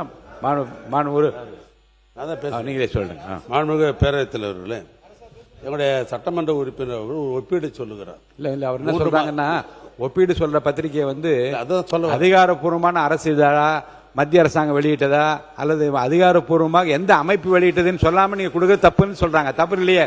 ஏன்னா ஒரு சட்டமன்ற உறுப்பினருக்கு இருக்கிற ஒரு குறிப்பை வைத்துக்கொண்டு அல்லது நீங்க கொடுத்த கொள்கைகளுக்கு புத்தகத்தை வைத்துக்கொண்டு வெளியில் வருகிற செய்தியை வைத்துக்கொண்டு தான் ஒரு ஒப்பீடு நாங்க பேச முடியும். இல்ல வெளியில வர செய்தி ஆதாரப்பூர்வமா இருக்க வேண்டும் அவங்க கேக்குறாங்க. அதான் சொல்ல வரேன். ஆதாரம் இல்ல சில பத்திரிகைகள் வந்து அவர்களுக்கு வேண்டியவர்களுக்காக வேண்டியபடி எழுதி கொள்வதும் உண்டு. அப்படி இருக்குதான் அவங்க கேக்குறாங்க. மாண்புமிகு பேரவைத் தலைவர்களே, எங்களுக்கு கிடைக்கிற குறிப்பை வைத்துக்கொண்டு தான் நாங்கள் ஒரு ஒப்பீடு சொல்ல முடியும். அரசை பொறுத்தளவுக்கு பல்வேறு வகையிலே அவர்களுக்கு தகவல் சேகரித்துக்கு அதிகாரிகள் இருக்கிறார்கள். நாங்கள் சொல்ற ஒப்பீடு சரியில்லை என்று சொல்வதற்கு உங்களுக்கு அந்த உரிமை உண்டு, அது ஒன்றும் மாற்றல.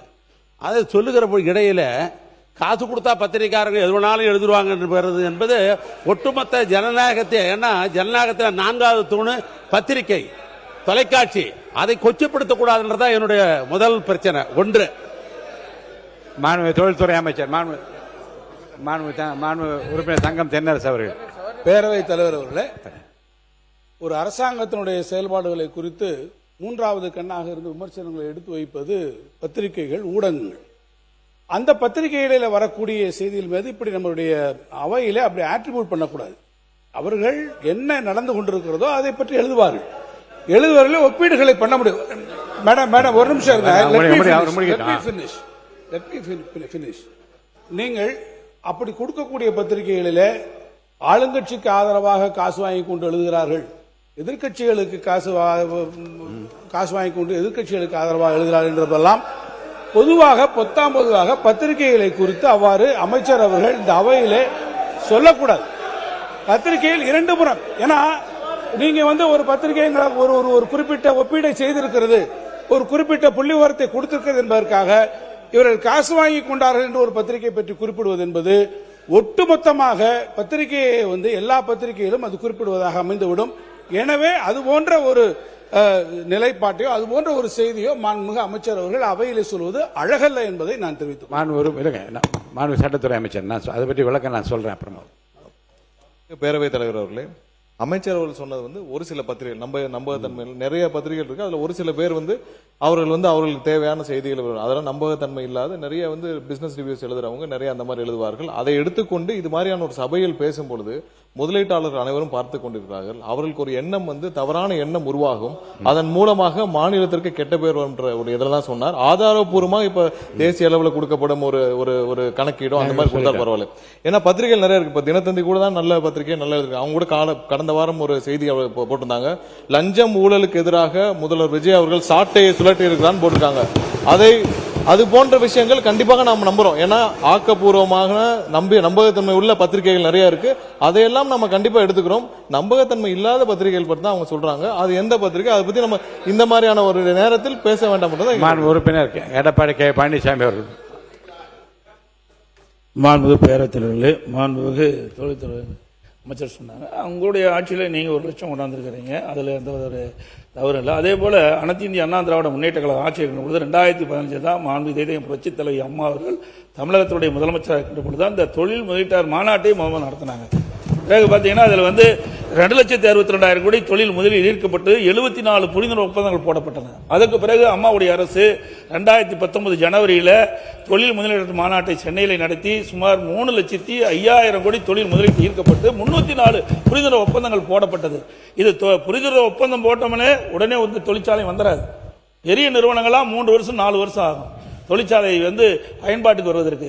ஒரு தொழில் புரிந்துணர்வு ஒப்பந்தம் போட்ட உடனே அதற்கு முதல் நிலை எடுக்க வேணும், பிறகு அனுமதி வாங்கணும், மத்திய அரசு மாநில அரசு பல அனுமதி வாங்க வேணும், பிறகு கட்டடம் கட்ட வேணும், அதுக்கு உண்டான எந்திரங்கள் பொறுத்து வேணும், அதுக்கு ஊழியர் அமைக்க வேணும், நிரந்தரம், அதுக்கு வங்கியில கடன் பெற வேண்டும். இவ்வளவு பிரச்சனை இருக்குது.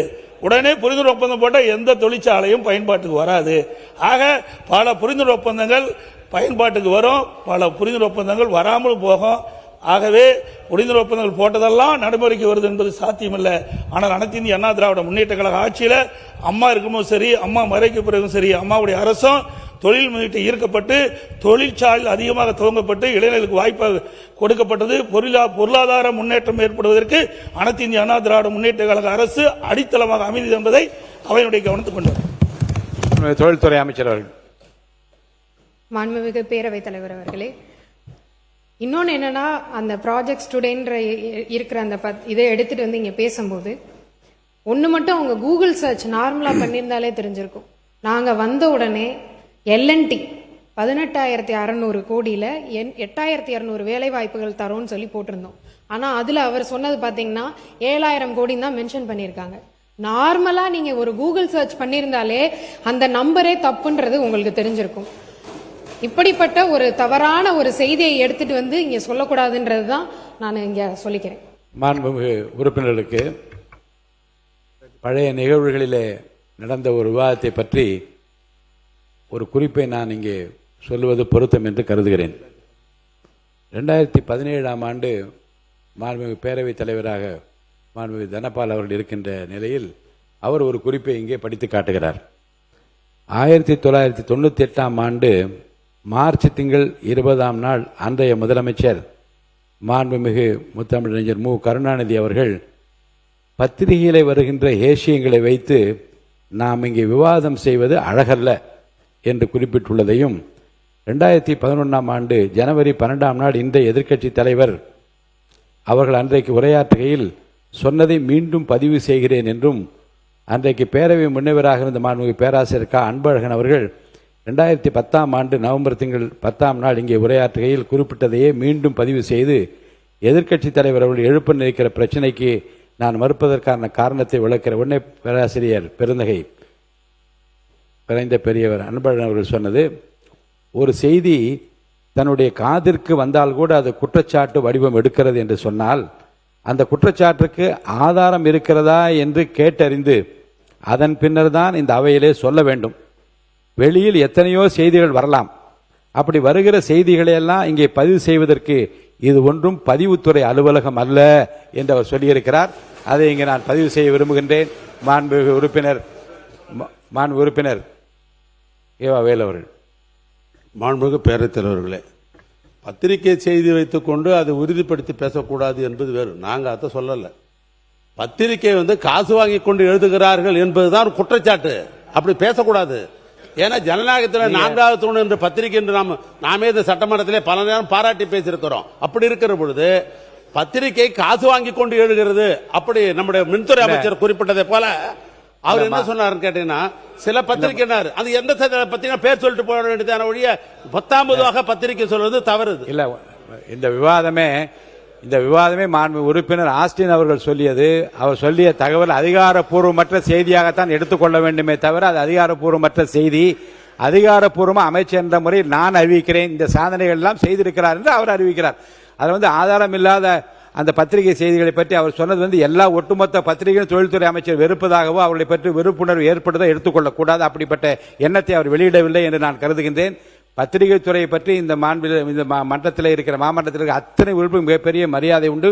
குறிப்பாக தொழில்துறை அமைச்சருக்கும் இந்த அமைச்சர் பெருமக்களும் இருக்கு என்று நான் கருதுகிறேன். வெளியிருந்த பல செய்திகளிலிருந்து பல பத்திரிகைகளை பாராட்டுவதில் இருந்து அதை என்னால் உணர முடிகின்றது. ஒரு சில பத்திரிகைகள் என்று அவர் குறிப்பிட்டு பேசியிருந்தால் உள்ள உணர்வோடு தவறான செய்திகளையும் உண்மைக்கு புறம்பான செய்திகளையும் வெளியிடுகின்ற பத்திரிகைகளுக்குத்தான் அந்த குற்ற உணர்வு இருக்க வேண்டும் என்று மற்றவர்களுக்கு அது எடுக்க வேண்டிய அவசியம் இல்லை. மாண்புமிகு தொழில்துறை அமைச்சர் அவர்கள். மாண்புமிகு பேரவைத் தலைவர் அவர்களே, நான் எல்லா பத்திரிகையும் நான் சொல்லவே இல்லை. ப்ராஜெக்ட்ஸ் டுடேன்றது ஒரு பிரைவேட் வெப்சைட், அது கூட ஒரு பத்திரிகைன்னு கூட நம்ம சொல்ல முடியாது. அது ஒரு வெப்சைட், ஒரு பிரைவேட் வெப்சைட். இனி அதே பத்திரிகையாளர்கள் தான் தினத்தந்தியில நம்மளை பற்றி நம்மளுடைய தொழில்துறையை பத்தி அவ்வளோ அழகா எழுதியிருந்தாங்க. அதையெல்லாம் எடுத்து கொண்டு வந்து இங்க பேசி பெருமைப்பட்டிருந்தால், தமிழ்நாடு முன்னேறுதுன்னு பேசியிருந்தால் ரொம்ப நல்லா இருந்திருக்கும். மாண்புமிகு உறுப்பினர் ஆஸ்டின் அவர்கள். மாண்புமிகு பேரவைத் தலைவர், அடுத்த சமயத்துக்கு போயிடலாம். நீங்க ஒரு ஒப்பீடப்பட்டு தான் நான் குறிப்பிட்டேன். அதுக்கு இவ்வளவு ஒப்பிடுறது கூட ஆதாரம் இல்லாத ஒப்பீடு இருக்க. ஒரே நிமிஷம். எந்த பத்திரிகையும் பெயரையோ இந்த பத்திரிகையில் வந்திருக்கூட நான் சொல்லல. சாதாரணமாக உறுப்பினர்கள் அண்ணன் சொன்ன மாதிரி நாங்கள் எதாவது எங்களுக்கு தகவல் கிடைச்சா அது அமைச்சர்கிட்ட தான் கேட்க முடியும். அவங்ககிட்ட தான் அரசாங்கம் இருக்குது. நான் சொன்ன ஒப்பீடு பற்றி அவங்க வந்து ஆய்வு பண்ணி அவங்களுக்கு பதில் உரை சாயங்காலம் இருக்குது. அதில் நீங்கள் சொன்னது தவறு, அது சொல்லுறதுக்கு அவங்களுக்கு உரிமை இருக்குது. நான் அது குற்றச்சாட்டே சொல்லலை, எந்த குற்றச்சாட்டும் சொல்ல எதுவும் சொல்லவில்லை. என்ன ஒரு நிமிஷத்தில் நீங்கள் முடிச்சு 24 நிமிஷம் ஆயிடுச்சு. முடிக்க போகிறேன். அதே போல் மாண்புமிகு பேரவைத் தலைவர்களே, நம்முடைய தொழில்துறை அமைச்சர் அவர்கள் சொன்னாங்க நாங்கள் வந்து 3 மாதம் தான் ஆச்சு, அதுக்குள்ளாக இவ்வளோ குற்றச்சாட்டு சொன்னால் குற்றச்சாட்டு சொல்லலை. 3 மாதம் ஆகிருக்குது. அது உங்கள் கொள்கை விளக்க குறிப்பை பார்த்தாலே தெரியுது, அதில் எதுவுமே இல்லை. நாங்கள் என்ன பண்ண போகிறோங்க, ஒரு லாங் டேர்ம் திட்டங்கள் ஒன்றும் இல்லை. ஆனால் நீங்கள் கொடுத்துருக்கீங்க 2036 நாங்கள் $1.5 டிரில்லியன் அமெரிக்க டாலர் பொருளாதாரமாக மாற்றுவோம்னு சொல்லியிருக்கீங்க. நீங்கள் மாற்றினா நாங்கள் வரவேற்கிறோம். ஆனால் எங்களை பொறுத்தவரையில் எங்களுடைய தலைவர் அவர்கள் 2021 ஆட்சி பொறுப்பு ஏற்கின்ற பொழுது 2030 $1 டிரில்லியன் பொருளாதாரமாக இலக்கை நாங்கள் உயர்த்துவோம் என்று ஒரு உத்தரவாதத்தை கொடுத்தார். அதை நோக்கி தான் அங்கே பயணம் போச்சு. அதனாலதான் இந்தியாவிலே முதல் மாநிலமாக தொழில்துறையிலே தமிழ்நாடை மாற்ற முடிந்தது. 2030 நாங்கள் இப்ப ஆட்சியை தொடர்ந்திருந்தோம் என்று சொன்னால் 2030 அந்த சாதனையை ஈட்டி இருப்போம், கொண்டு வந்திருப்போம். $1 டிரில்லியன் கொண்டு வந்திருப்போம். தொழில்துறை தொழில்துறை அமைச்சர் சொல்லட்டும்.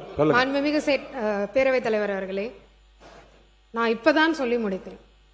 அதாவது அவர் மூத்த உறுப்பினர் கூட, முதலீட்டாளர்கள் எல்லாரும் இதை வந்து பார்த்துட்டு இருக்காங்க. ஒரு புக்கை காமிச்சு ஒண்ணுமே இல்லை, இதெல்லாம் என்ன வார்த்தைகள்? இளைஞர்களுக்கு ஒரு வேலை வாய்ப்பை நம்ம கொண்டு வர போறோம்.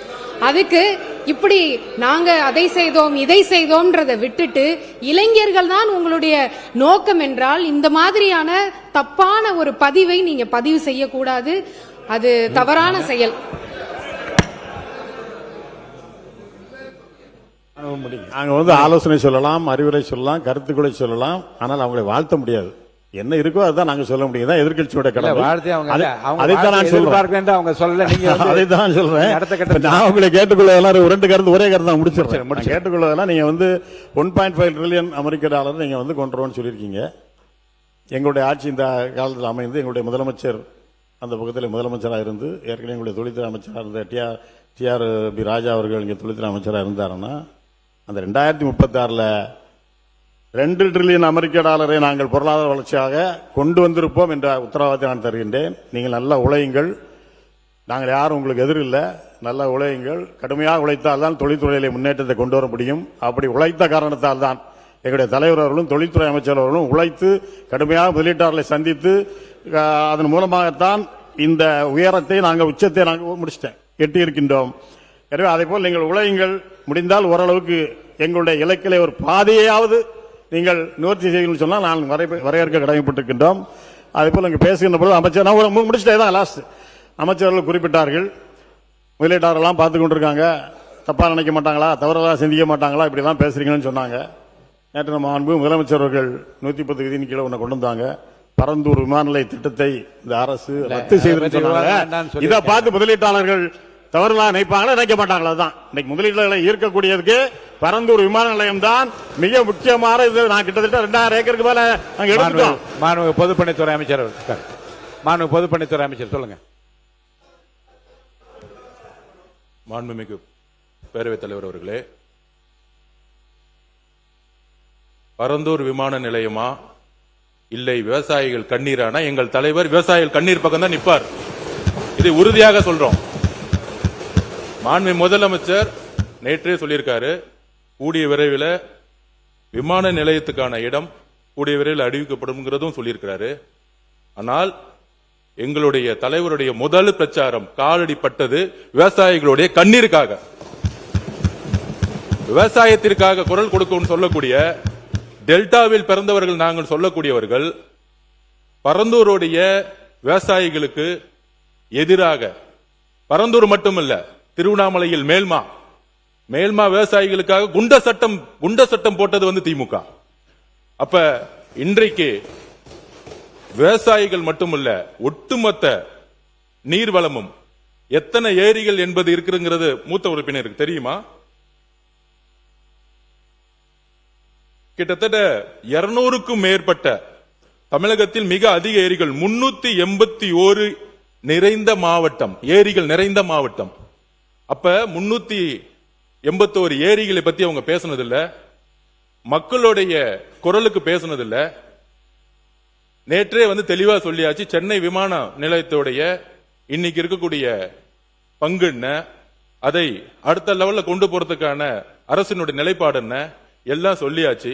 ஆனால் நேற்றிலிருந்து திமுக இந்த விமான நிலையம் இல்லைன்னா தமிழகத்தோட முதலீடே போயிடும், இண்டஸ்ட்ரி டிபார்ட்மெண்ட்டே இருக்காது.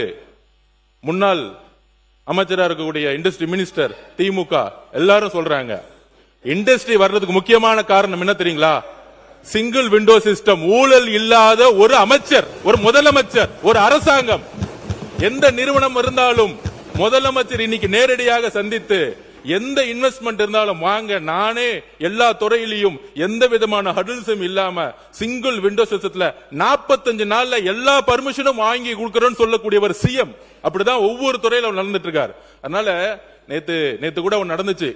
இதே அண்ணன் ஆஸ்டின் தான் நம்மளுடைய சட்டமன்ற உறுப்பினர் வேலுமணி அண்ணன் ஜி ஸ்கொயர் நிறுவனம் பத்தி சொன்ன உடனே திடீர்னு டக்குன்னு எந்திரிச்சார். அந்த ஜி ஸ்கொயர் நிறுவனத்தை பத்தி ஏன் பேசுறீங்க அப்படின்னு மாண்பு முதலமைச்சருக்கு நாங்கள் கோரிக்கை வைக்கிறோம். இந்த பரந்தூர் விமான நிலையம் பண்ணும் பொழுது டிபிஆர் ப்ராஜெக்ட் அரசுக்கு மட்டும்தான் தெரியும், டீடைல் ப்ராஜெக்ட் ரிப்போர்ட் அரசுக்கு மட்டும் தெரியும். அந்த டீடைல் ப்ராஜெக்ட் ரிப்போர்ட் வரதுக்கு முன்னாடியே ஒரு கட்சி சார்ந்தவர்கள், நான் எந்த கட்சி பேரையும் சொல்லல, ஒரு கட்சி சார்ந்தவர்கள் அந்த நிலத்தை சுத்தி லேண்ட வாங்கி மிகப்பெரிய ரியல் எஸ்டேட் மோசடி நடந்திருக்கு. அதை ரிஜிஸ்ட்ரேஷன் டிபார்ட்மெண்ட்ல சொல்லி அந்த ரியல் எஸ்டேட் மோசடி, இந்த பரந்தூர் விமானம் எதுக்காக உருவாக்கப்பட்டதுன்னா இந்த ரியல் எஸ்டேட்டுக்காக தான். அப்ப இதை நாங்கள் பதிவு செய்கிறோம்.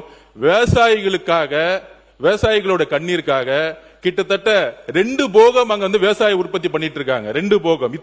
இத்தனை ஏரி இருக்கு, 381 ஏரிகள் இருக்கு.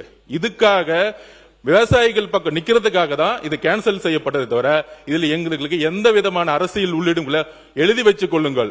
5 வருஷம் கழிச்சு வெள்ளையரிக்கு நாங்க உரத்துக்கு ரெடி. உங்களோட 10 மடங்கு இங்க பொருளாதாரம் வந்திருக்கும். ஏனால் ஊழல் இல்லாத ஒரு ஆட்சியை எங்களோட முதலமைச்சர் கொடுப்பாரு. இதற்காக எல்லா இண்டஸ்ட்ரியும் வரும். 45 நாள் 60 நாளுக்குள்ள சிங்கிள் விண்டோ சிஸ்டத்தை முதலமைச்சர் உருவாக்கி இருக்காங்கிறத பதிவு பண்றோம். தங்கம் தெரஸ் அவர் பேசும் தங்கம் தெரஸ் முன்னாள் முதலமைச்சர் எடப்பாடி கே பழனிசாமி. மாண்புமிகு பேரவைத் தலைவர்களே, விமான விரிவாக்கத்திற்காக பரந்தூர் விமான நிலையத்தை அங்கே நிலம் எடுக்கின்ற ஒரு சூழ்நிலை ஏற்படுகின்ற பொழுது மாண்பு முதலமைச்சர் அவர்கள் அந்த திட்டத்தை ரத்து செய்து விட்டார்கள். அதில் எந்த ஒரு மாறுபட்ட கருத்தும் கிடையாது. ஆனால் அதற்கு 5740 ஏக்கர் நிலம் தேவைப்படுவதாக கருதி சுமார் 90% நிலம் கையகப்படுத்தப்பட்டதாகவும் 90% நிலத்திற்கு நிலத்தினுடைய உரிமையாளருக்கு இழப்பீட்டு தொகை கொடுத்துட்டாங்க. இப்போ அந்த எடுக்கப்பட்ட நிலத்தை என்ன செய்ய போறீங்க? இல்லை விவசாயிட்டே கொடுத்துறீங்களா? இழப்பீட்டு தொகை கொடுத்தாச்சு, அதை மறுபடியும் திரும்பி பெற முடியாது நில உரிமையாளர் இருந்து. அதற்கு அரசுடைய விளக்கம் தேவை. மாண்புமிகு சட்டத்துறை அமைச்சர். மாண்புமிகு பேரவைத் தலைவர், இந்த திட்டத்திற்கு மொத்தமாக 5846 ஏக்கர் தேவைப்பட்டது. அதுல பாத்தீங்கன்னா பட்டா நிலங்கள் 3774 ஏக்கர் பட்டா நிலங்கள். அதுல அக்ரிகல்ச்சர் லேண்ட், அதாவது விவசாய நிலங்கள் 3 போகங்கள் விளையக்கூடிய விவசாய நிலங்கள் 2681 ஏக்கர் விவசாய நிலங்கள் இருந்தது. சோ அரசு நிலங்களாக இதுல காட்டப்பட்ட நிலங்கள் வந்து 1972 ஏக்கர் அரசு நிலங்களாக காட்டப்பட்டது. இதுல கிட்டத்தட்ட 1558 ஏக்கர் வந்து வாட்டர் பாடிஸ், அதாவது நீர்நிலைகள். அதுல பெரும்பாலும் பெரிய நீர்நிலைகள், பெரிய ஓடைகள் எல்லாம் வந்து இந்த அரசு நிலமாக காட்டப்பட்ட 1972 ஏக்கர்ல வந்து 1558 ஏக்கர் நீர்நிலையாக காட்டப்படும். இது வரைக்கும், அதாவது 90%, நேத்தே வந்து பேட்டியில அண்ணன் தங்கம் தென்னரசு அவர் பலர் வந்து சொல்லியிருந்தாங்க, 90% நிலங்கள் கையகப்படுத்தணும். அப்படி கையகப்படுத்தப்படவில்லை. இதுவரைக்கும் வந்து 1802 ஏக்கர் மட்டும்தான் கையகப்படுத்தப்பட்டுள்ளது. அதாவது 48% மட்டும்தான் கையகப்படுத்தப்பட்டுள்ளது. மீதி எல்லாம் கையகப்படுத்தவில்லை. அதுலயும் பாத்தீங்கன்னா ஏகனாபுரம், இந்த காரை, தண்டலம், சிறுவள்ளூர் போன்ற கிராமங்களில் 1 சென்ட் நிலம் கூட கையகப்படுத்தப்படவில்லை. அதெல்லாம் கையகப்படுத்தாமல் இருக்கு. இதுல இன்னொரு விஷயம் எல்லாரும் புரிஞ்சுக்கணும்னா, நேத்தே முதல்வருடைய அறிக்கையில ரொம்ப தெளிவாக சொல்லப்பட்டிருக்கு. எப்படின்னா, இது வரைக்கும் வந்து நம்மளுடைய கரண்ட் கெப்பாசிட்டி, அதாவது 30 மில்லியன் பேசஞ்சர்ஸை ஹேண்டில் பண்ற கெப்பாசிட்டி இப்ப இருக்கிற கரண்ட் ஏர்போர்ட்டுக்கு இருக்கு. அது இல்லாமல் டெர்மினல் 3 வந்து கம்ப்ளீட் ஆச்சுன்னா இன்னொரு 5 மில்லியன், அதாவது இது ரெண்டும் சேர்த்தால் 35 மில்லியன் கெப்பாசிட்டியை நம்ம அடைவோம். அது இல்லாமல் டெர்மினல் 5, அதாவது நார்த் வெஸ்ட்ல டெர்மினல் 5க்கு நம்ம கம்ப்ளீட் பண்ணி முடிச்சோம்னா, திட்டமிடப்பட்டு முடிச்சோம்னா, கூடுதலாக 20 மில்லியன் பேசஞ்சர்ஸை ஒரு வருஷத்திற்கு கையாளக்கூடிய கெப்பாசிட்டி, அதாவது வருஷத்திற்கு 55 மில்லியன் கெப்பாசிட்டி வந்து நம்ம கையாளக்கூடிய திறமை இப்ப இருக்கிற கரண்ட் ஏர்போர்ட்லயே டெர்மினல் 3, டெர்மினல் 5 முடிச்சனா இருக்கும். இது எப்படின்னா, இப்ப இருக்கிற பெங்களூர் ஏர்போர்ட் வந்து 4.5 மில்லியன் பேசஞ்சர்ஸ் ஒரு வருஷத்துக்கு ஹேண்டில் பண்றாங்க. அதை விட 10 மில்லியன் அதிகமாகவே ஹேண்டில் பண்ணக்கூடிய அளவுக்கு திட்டமிடல் முடித்த பிறகுதான் இது குறித்த அறிக்கையை முதல்வர் அவர்கள் தெரிவித்தார். அதாவது இப்ப இருக்க கரண்ட் ப்ராஜெக்ட்ல நிறைய தவறான தகவல் கொடுக்கப்பட்டிருக்கு. அதாவது என்விரான்மெண்டல் கிளியரன்ஸ் வாங்கிட்டோம்னு சொல்லிருக்காங்க. கிடையாது, என்விரான்மெண்டல் கிளியரன்ஸ் வாங்கப்படவில்லை. அதாவது என்விரான்மெண்டல் இம்பாக்ட் அசஸ்மெண்ட் கூட இதுக்கு பண்ணல. இது அதுவே பண்ணாமல் என்விரான்மெண்டல் கிளியரன்ஸ்லாம் வாங்க முடியும். என்விரான்மெண்டல் கிளியரன்ஸ்லாம் இதுவரைக்கும் வாங்கப்படவில்லை. மிகவும் அதுல வந்து நிறைய வாட்டர் பாடிஸ் இருக்கு. அதனாலதான் வந்து இந்த திட்டம் வந்து 5 ஆண்டுகளாக, அதாவது அதிமுக காலத்தில் ஆரம்பிக்கப்பட்டாலும் 5 ஆண்டுகளாக எந்தவித நகர்வும் இல்லாமல் இருந்ததுக்கு முக்கிய காரணம் பெரும்பாலும் நீர்நிலைகள், விவசாய நிலங்கள், 3 போகம் விளையக்கூடிய நிலங்கள். இதுல இப்ப அதிகமாக கவலைப்பட்டு இங்க கதறுபவர்கள் அனைவரும் பாத்தீங்கன்னா, ஒண்ணு ஜி ஸ்கோர் மாப்பிளைக்காக இருக்கட்டும், இல்லைன்னா அதுல கருப்பு பணத்தை கொண்டு போய் முதலீடு செய்தவர்களாக இருக்கட்டும், வேற யாருக்காகவும் இருக்காது. கண்டிப்பாக விவசாயிகளை மட்டும்தான் கணக்கில் வைத்துக் கொண்டு இது செய்யப்பட்டிருக்குது. வேற யாருக்காகவும் இல்லை. யாரு பேசுறீங்க? யாரா ஒருத்தர்? மாண்புமிகு தங்கம் தென்னரசு அவர்கள், மாண்புமிகு தங்கம் தென்னரசு அவர்கள், மாண்புமிகு தங்கம் தென்னரசு அவர்கள் உட்காருங்க.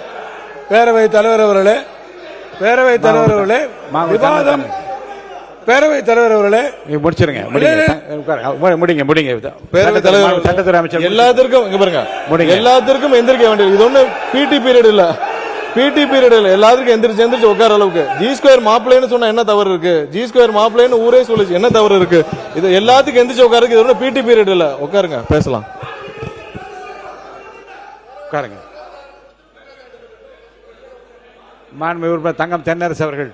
மாண்புமிகு சட்டத்துறை அமைச்சர் இந்த அளவிலே தன்னுடைய பதிலை, விவாதத்தை கொண்டு போக விரும்புவார் என்றால், I can also pay you in the same currency. G square மாப்பிள்ளை என்று நீங்கள் சொல்வீர் என்று சொன்னால், வேறு எந்த லாட்டரி மருமனுக்காக புது விமான நிலையத்தை நீங்கள் கொண்டு போவீர்கள் என்று நான் கேட்க முடியுமா? நான் கேட்கவா? நான் கேட்கிறேன்.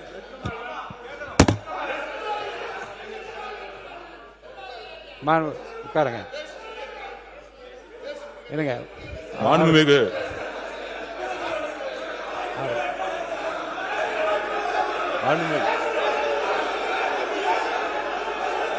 உட்காருங்க. அவரு தான் பேசணும். மாண்புமிகு பேரவைத் தலைவர் அவர்களே, உட்காருங்க. பேச அனுமதிக்கிறேன்.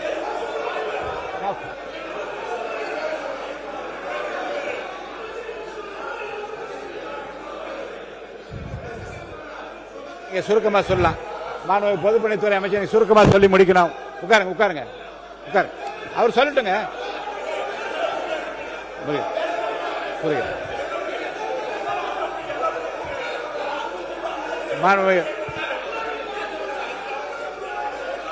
அவருக்கு முடிச்சிட்டுமே. அவர் என்ன கேள்வி வேணா கேட்கட்டும், அதுக்கு நான் ரெடியா இருக்கேன். பதில் அண்ணன் கேட்க சொல்லுங்க. நீங்க உட்கார்ந்துங்க. அவர் பேசிட்டான். மாண்புமிகு தங்கம் தென்னரசு அவர், மாண்புமிகு தங்கம் தென்னரசு இல்ல ஒரு அவரு இல்ல நான் என்ன சொல்றேன், நீங்க ஒரு ஆரோக்கியமா விவாதம் சொல்லு. உட்காருங்க நான் நீங்க என்ன சொல்றேன், உட்காருங்க நீங்க உட்காருங்க. பரந்தூர் ஏர்போர்ட்டை எதற்காக கொண்டு வந்திருக்கிறோம், பரந்தூர் அமைக்கக்கூடியதிலே நான் நேற்று செய்தியாளர் சந்திப்பிலே கூட விவரமாக சொல்லி இருக்கிறேன். சென்னையினுடைய புவியியல் அமைப்பிலே வேற எந்த இடத்துக்கும் கொண்டு போக முடியாது. நேரடியா நாங்க ஒண்ணு உடனடியா போய் பரந்தூர்ல உடனடியா பார்க்கல. உங்களுடைய அதிகாரிகள் இருக்கிறார்கள், அவரிடத்துல கூட கேளுங்க. பரந்தூரை தேர்ந்தெடுப்பதற்கு முன்பு யார் அதுக்கு அப்ரூவல் கொடுக்கணும், அப்ரூவல் கொடுக்கணும். எத்தனை சைட் நாங்க போய் பார்த்திருக்கோம். சோழிங்கநல்லூர்ல பார்த்திருக்கோம், படாலத்துல பார்த்திருக்கிறோம், பன்னூர்ல பார்த்திருக்கிறோம். ஒவ்வொரு இடங்களிலும் ஏற்கனவே பல இடங்களிலே அதை ஆய்வு செய்து அது ஏற்றுக்கொள்ளவில்லை. ஏர்போர்ட்ஸ் அத்தாரிட்டி ஆஃப் இந்தியா ஏற்றுக்கொள்ளவில்லை. காரணம் நேற்றே நான் விளக்கி இருக்கிறேன். சென்னையினுடைய கிழக்கு பகுதியிலே வங்கக்கடல் இருக்கிறது, அந்த பகுதியில் நீங்க போக முடியாது. நார்த்துக்கு போனீங்கன்னா ஒன்று மணலிலிருந்து எண்ணூர்லேருந்து எல்லா இண்டஸ்ட்ரியல் எஸ்டேட்ஸ், அந்த பக்கம் பழவேற்காடு ஏரி சூழலியல் பிரச்சனைகள், அந்த பக்கத்தை நார்த்தில் போக முடியல. சவுத்துக்கு போறீங்க, சோழிங்கநல்லூர் போய் பார்க்குறீங்க, அது தாம்பரம் ஏர்பேஸோட நேரம் வருது. அதோட ஏர் ஸ்பேஸுக்குள்ள நம்ம வைக்க முடியல, ஏன்னா பிகாஸ் அது டிஃபென்ஸ் இதுக்குள்ள இருக்கு. அடுத்து தள்ளி போனீங்கன்னா அந்த பக்கம் கல்பாக்க அனல் மில் நிலையம், இந்த பக்கம் போனீங்கன்னா வேடந்தாங்கல் பறவைகள் சரணாலயம், எந்த பகுதியிலும் அங்கே போக முடியல. அது ஏற்றுக்கொள்ளவில்லை, இந்த இடங்களை எல்லாம் ஏற்றுக்கொள்ளவில்லை, ரிஜெக்ட் செய்கிறார்கள். அடுத்து எங்க வர்றோம், வெஸ்ட்டுக்கு தான் வர முடியும். வெஸ்ட் சைடில் போகும்போது தான் நம்ம ரெண்டு இடங்களை பார்க்குறோம். பன்னூர் ஒன்று பார்க்குறோம், பரந்தூர் ஒன்று பார்க்குறோம். பன்னூருக்கும் பரந்தூருக்கும் நடுவில் ரெண்டுக்கும் நடுவில் நம்ம கம்பாரிசன் ஸ்டடிஸ் வருது. என்னென்ன விஷயங்களை பார்க்க முடியும், ஒன்று டெக்னிக்கல் ஃபீசிபிலிட்டி பார்க்கலாம். ஒரு இடத்த பார்க்கும்போது டெக்னிக்கல் ஃபீசிபிலிட்டி, அந்த இடங்கள்ல பெரிய பெரிய EHVT லைன் இருக்கா, வேற ஏதாவது பெரிய இண்டஸ்ட்ரீஸ் இருக்கா, அதை ரீலோகேட் பண்ணக்கூடிய விஷயம். இன்னொன்று மிக முக்கியமாக, ஒரு இடத்தை வருகிற போது எந்த இடமாக இருந்தாலும், எந்த தொழிற்சாலை, சிப்காட்டாக இருக்கலாம் அல்லது ஏர்போர்ட்டாக இருக்கலாம், எந்த இடமா இருந்தாலும் அடிப்படையில் நமக்கு நிலம் வேணும் இல்லையா.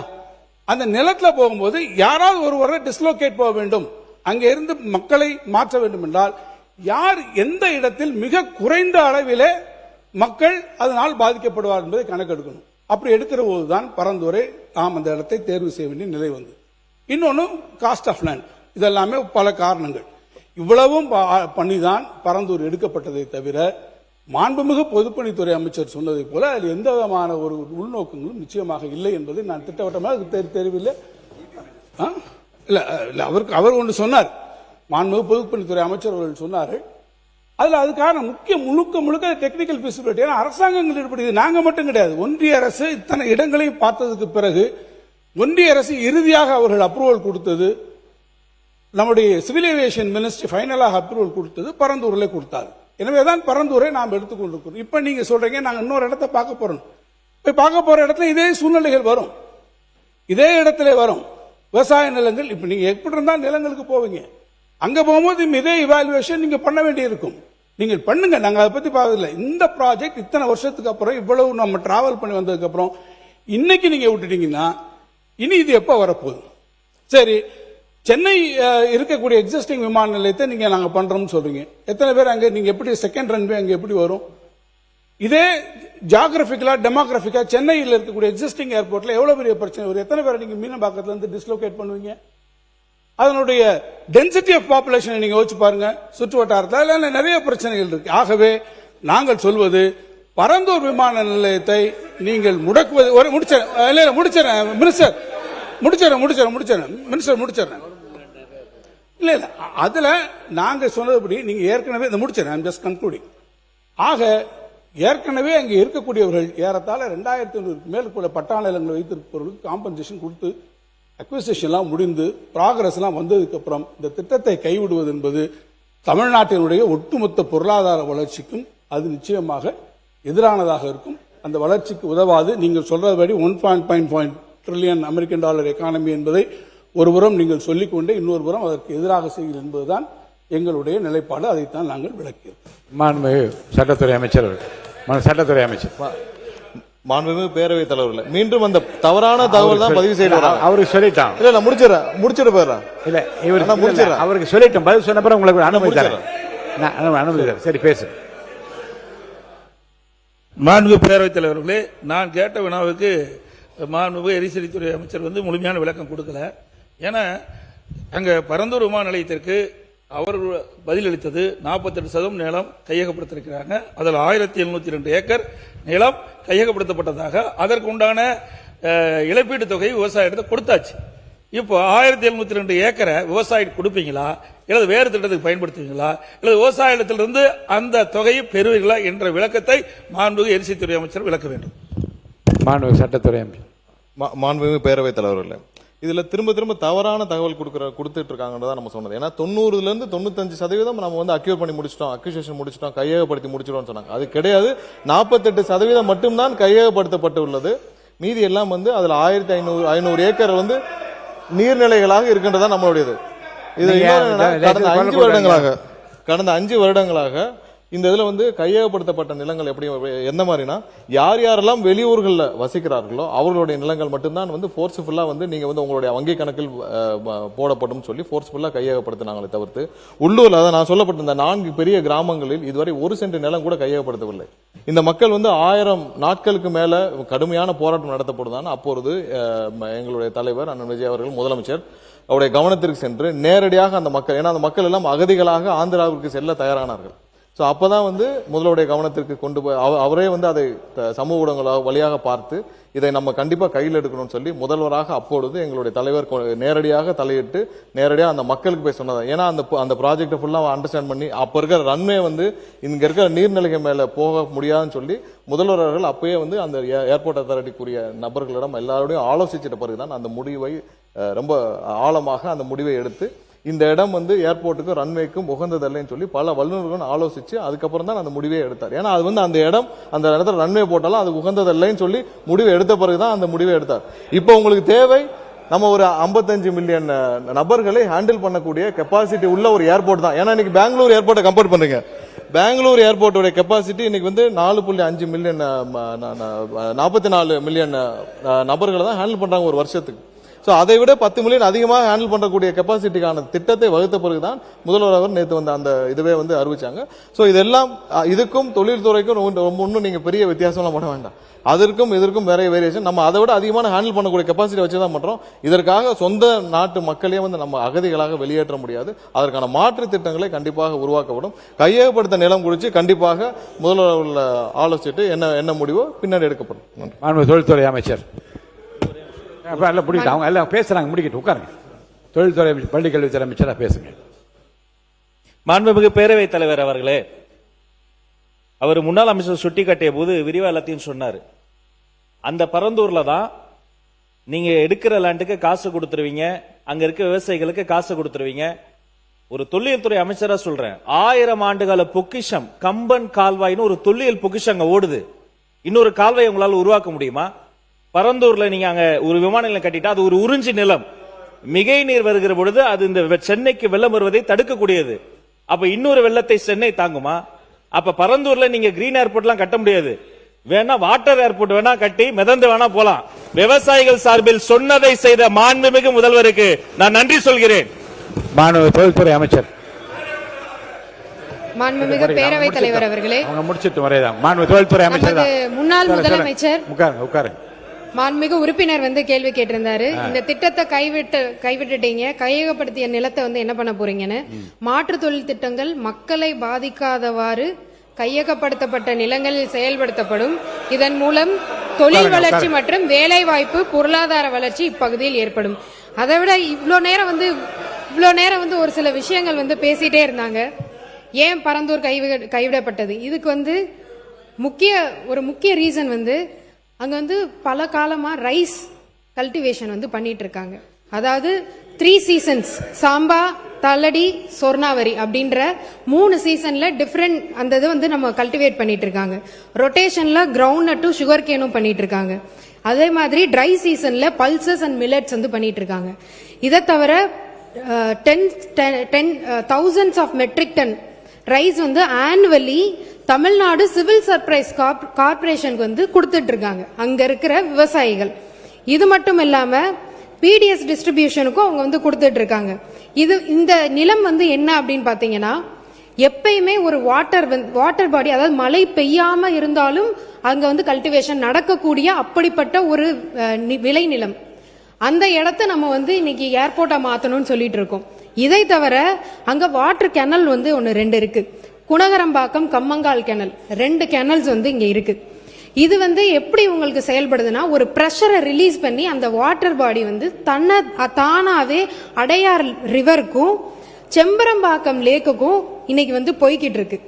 இதை நம்ம அழிச்சிட்டோம் அப்படின்னா ஆட்டோமேட்டிக்கா சென்னை சிட்டிக்கு வந்து உள்ளேயே ஃப்ளட் வர்றதுக்கான பல வாய்ப்புகள் இருக்கு. இவ்வளவையும் நம்ம அழிச்சு நம்ம ஒரு பரந்தூர் ஏர்போர்ட், இன்னொரு நாம வந்து ஏர்போர்ட் வேணான்னு சொல்லவே இல்லை.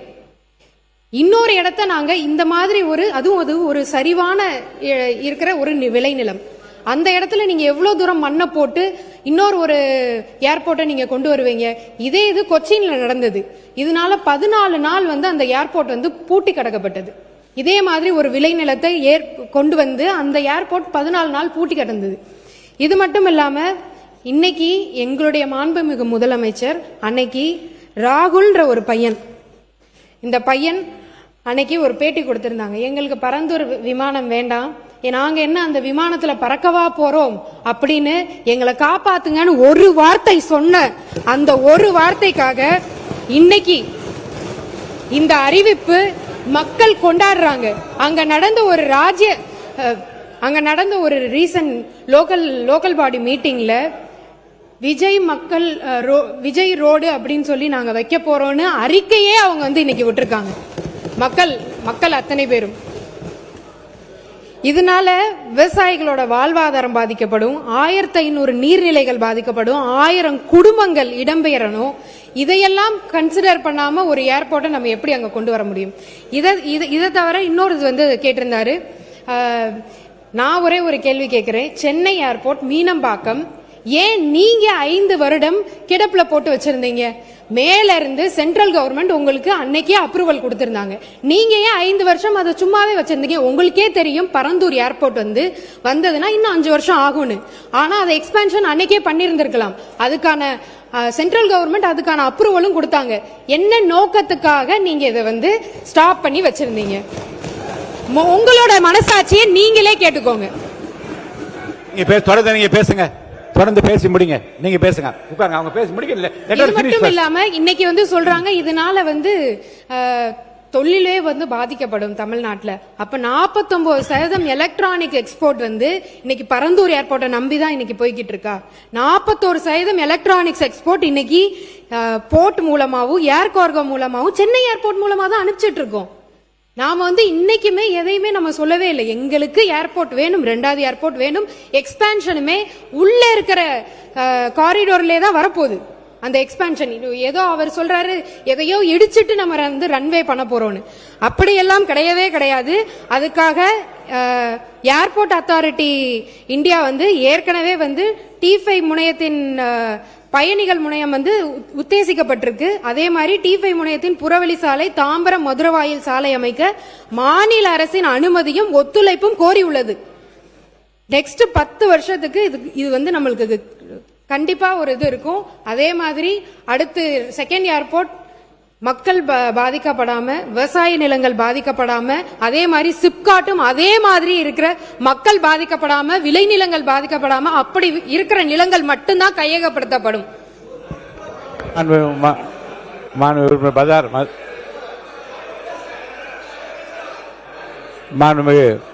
இதோட உங்களோட இந்த விவாதத்தை நான் முடிச்சுக்கிறேன். அடுத்த உறுப்பினர் பேச இன்னும் 10 உறுப்பினருக்கு மேல பேசணும். உங்களோட அதை முடிச்சுக்கிறேன், பேசுங்க.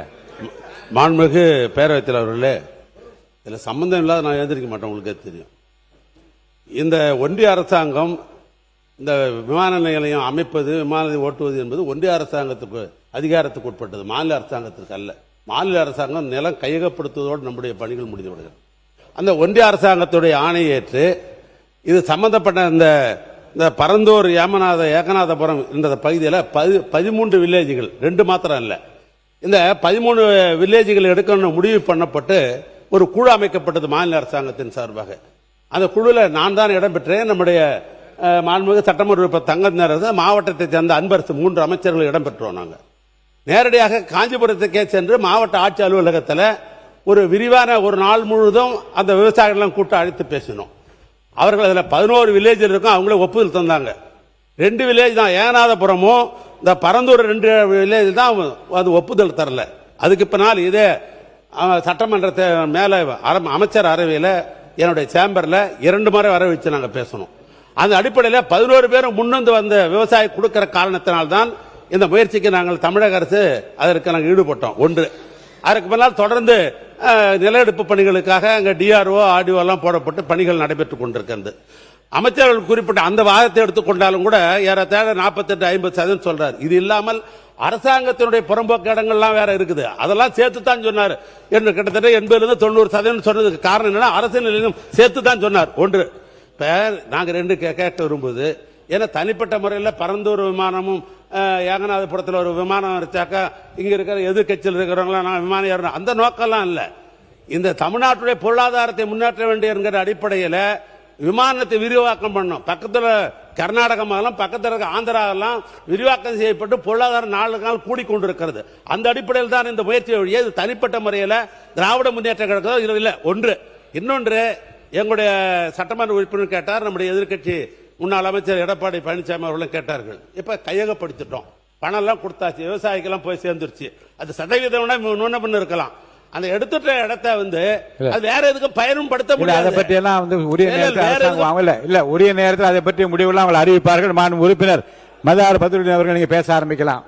மானிய கோரிக்கை மீது மாநில உறுப்பினர் மதார் பத்ருதீன் அவர்கள் பேசணுமா? மாண்புமிகு சமூக நீதித்துறை அமைச்சர், மாண்புமிகு சமூக நீதித்துறை அமைச்சர் அவர்கள். மாண்புமிகு பேரவைத் தலைவர் அவர்களே, இந்த வாய்ப்பை கொடுத்தமைக்கு முதல் என்னுடைய நன்றியை தெரிவித்துக் கொள்கின்றேன். நான் பல மாதங்களாக அந்த போராட்ட களத்திலே இருந்தவன் என்கின்ற வகையில் மாண்புமிகு முதல்வர் அவர்கள் அறிவித்த அந்த அறிவிப்பு ஒரு வரலாற்று சிறப்புமிக்க அறிவிப்பாக ஒன்றிய அரசு பாஜக அரசு கொண்டு வந்திருக்கின்ற இந்த திட்டம் கடந்த காலத்தில் நாங்கள் திமுக கூட்டணியில் இருந்தபோதும் கூட இந்த திட்டம் தேவையில்லை, இந்த திட்டம் மக்களுடைய வளர்ச்சிக்கு எதிரானது என்று அப்பொழுது அந்த போராட்ட களத்தில் இருந்தவன். இன்றைக்கும் நீங்கள் பார்த்தீர்களானால் இன்றைக்கு கூட அந்த ஊர் மக்கள் ஏகனாபுரம், பரந்தூர் உள்ளிட்ட 20 கிராமங்களைச் சேர்ந்த பிரதிநிதிகள் இன்றைக்கு மாண்புமிகு முதல்வர் அவர்களை சந்தித்து நன்றி சொல்ல வருகிறார்கள். நான் அதற்கு முன்பாக அந்த பகுதியில் இருந்தபோது எல்லாருக்குமே தெரியும், அமைச்சர் பெருமக்களுக்கு தெரியும், எங்களுடைய தலைவர் எழுச்சி தமிழர் அவர்கள் அந்த கிராமத்து மக்களை சந்தித்து அழைத்து மாண்புமிகு முதல்வர், அன்றைக்கு இருந்த முதல்வர் முத்துவேல் கருணாநிதி ஸ்டாலின் அவர்களிடமே இதை சொல்லி, இந்த திட்டம் மக்களுக்கு எதிரானது, வளர்ச்சி திட்டங்களுக்கு எதிரானது, மண்ணின் மைந்தர்கள் பூர்வீக குடிகள் அகதிகளாக மாற்றுவதற்கு தான் அதுக்கு வாய்ப்பு இருக்கிறது என்று அன்றைக்கே நாங்கள் எச்சரித்தோம். இன்றைக்கும் அதுதான் சொல்கின்றோம். அந்த திட்டம் மக்களுடைய வளர்ச்சி மிக முக்கியமானது. நீங்க மாநிலத்தினுடைய வளர்ச்சியை விட மக்கள் அந்த பகுதியில் இருக்கிற மண்ணின் மைந்தர்கள் மண்ணை விட்டு வெளியேற முயற்சிக்கிறார்கள். ஒரே ஒரு செய்தி மட்டும் நான் சொல்ல விரும்புகின்றேன். அந்த பகுதி ஒரு சிறை வைக்கப்பட்ட பகுதியாக இருந்தது. நானே பலமுறை போக முடியவில்லை. 2 வீலரில் நான் போயிருக்கிறேன் அந்த பகுதியில். அப்படி பேரிகார்ட் போட்டு அந்த பகுதி முழுக்க அந்த பகுதியில் இருக்கிற கிராம மக்கள் மிக மோசமாக நடத்தப்பட்டார்கள். ஆனால் இன்றைக்கு அவர்கள் விடுதலை செய்யப்பட்டார்கள் மாண்புமிகு முதல்வர் அவருடைய அறிவிப்பால். ஒரு தனியாருக்கு ஒரு விமான நிலையம் எடுத்துக் கொடுப்பதற்கு தான் இந்த வேலைகள் நடக்கின்றது. அதை அன்றைக்கே சொன்னோம். அதாவது ஒரு மாநில அரசு இன்னொரு விமான நிலையத்திற்கு நீங்க நிலத்தை எடுத்து கொடுக்கிற வேலையை எதுக்கு நீங்க செய்யறீங்க அப்படிங்கிற கேள்வியை நாங்கள் வைத்தோம். அதைத்தான் இன்றைக்கும் நாங்கள் அந்த நிலைப்பாடு தான் இருக்கிறோம். ஆகவே மாண்புமிகு முதல்வர் அவருடைய இந்த அறிவிப்பு என்பது விடுதலை சிறுத்தைகள் நாங்கள் வரவேற்கிறோம். அந்த பகுதியில் மக்கள் இன்றைக்கு விடுவிக்கப்பட்டிருக்கிறார்கள். வளர்ச்சி என்பது வேற எங்காவது வைத்துக் கொள்ளலாம். ஆனால் விவசாயிகளை நம்முடைய மாண்புமிகு அமைச்சர் ராஜ்மோகன் அவர்கள் சொன்னதை போல கம்பன் கால்வாய், அதாவது பல ஏக்கர் நிலங்கள், விவசாய நிலங்கள், அத்தனை நிலங்களுமே பாதிக்கப்படுகின்ற வகையில் இருந்தது. ஆனால் இன்றைக்கு அந்த நிலம் பாதுகாக்கப்பட்டிருக்கின்றது, விவசாய நிலங்கள் பாதுகாக்கப்பட்டிருக்கிறது, மண்ணின் மைந்தர்கள் பாதுகாக்கப்பட்டிருக்கிறார்கள், யாரும் அகதியாக போகவில்லை என்பதை மட்டும் இந்த இடத்திலே சொல்லி விடைபெறுகிறேன். நன்றி. மாண்புமிகு பேரவைத் தலைவர் அவர்களே, மாண்புமிகு உறுப்பினர் அவர்கள் சொல்லியிருந்தாரு உயர்மட்ட குழு ஒரு கமிட்டி போட்டிருந்தோம் அப்படின்னு. ஏன் அப்போ இன்னைக்கு வர அந்த டேட்டாவை ரிலீஸே பண்ணல? ஆர்டிஐல யார் போட்டாலும் அது ரிஜெக்ட் தான் ஆகுது. ஏன் அதை இன்னைக்கு அவங்க ஓப்பனா எந்த இடத்துலயும் சொல்லவே இல்லை? இது ஒரு இதை மட்டும் இல்லாம நீங்க இன்னைக்கு யூடியூப்ல போய் சர்ச் பண்ணி பாத்தீங்கன்னா பரந்தூர் ரியல் எஸ்டேட்னு அவங்க அந்த அளவுக்கு ப்ரமோட் பண்ணி அந்த இடத்தெல்லாம் வாங்கியிருக்காங்க. மாண்பு உறுப்பினர் மதார் பத்ருதீன் அவர்கள்.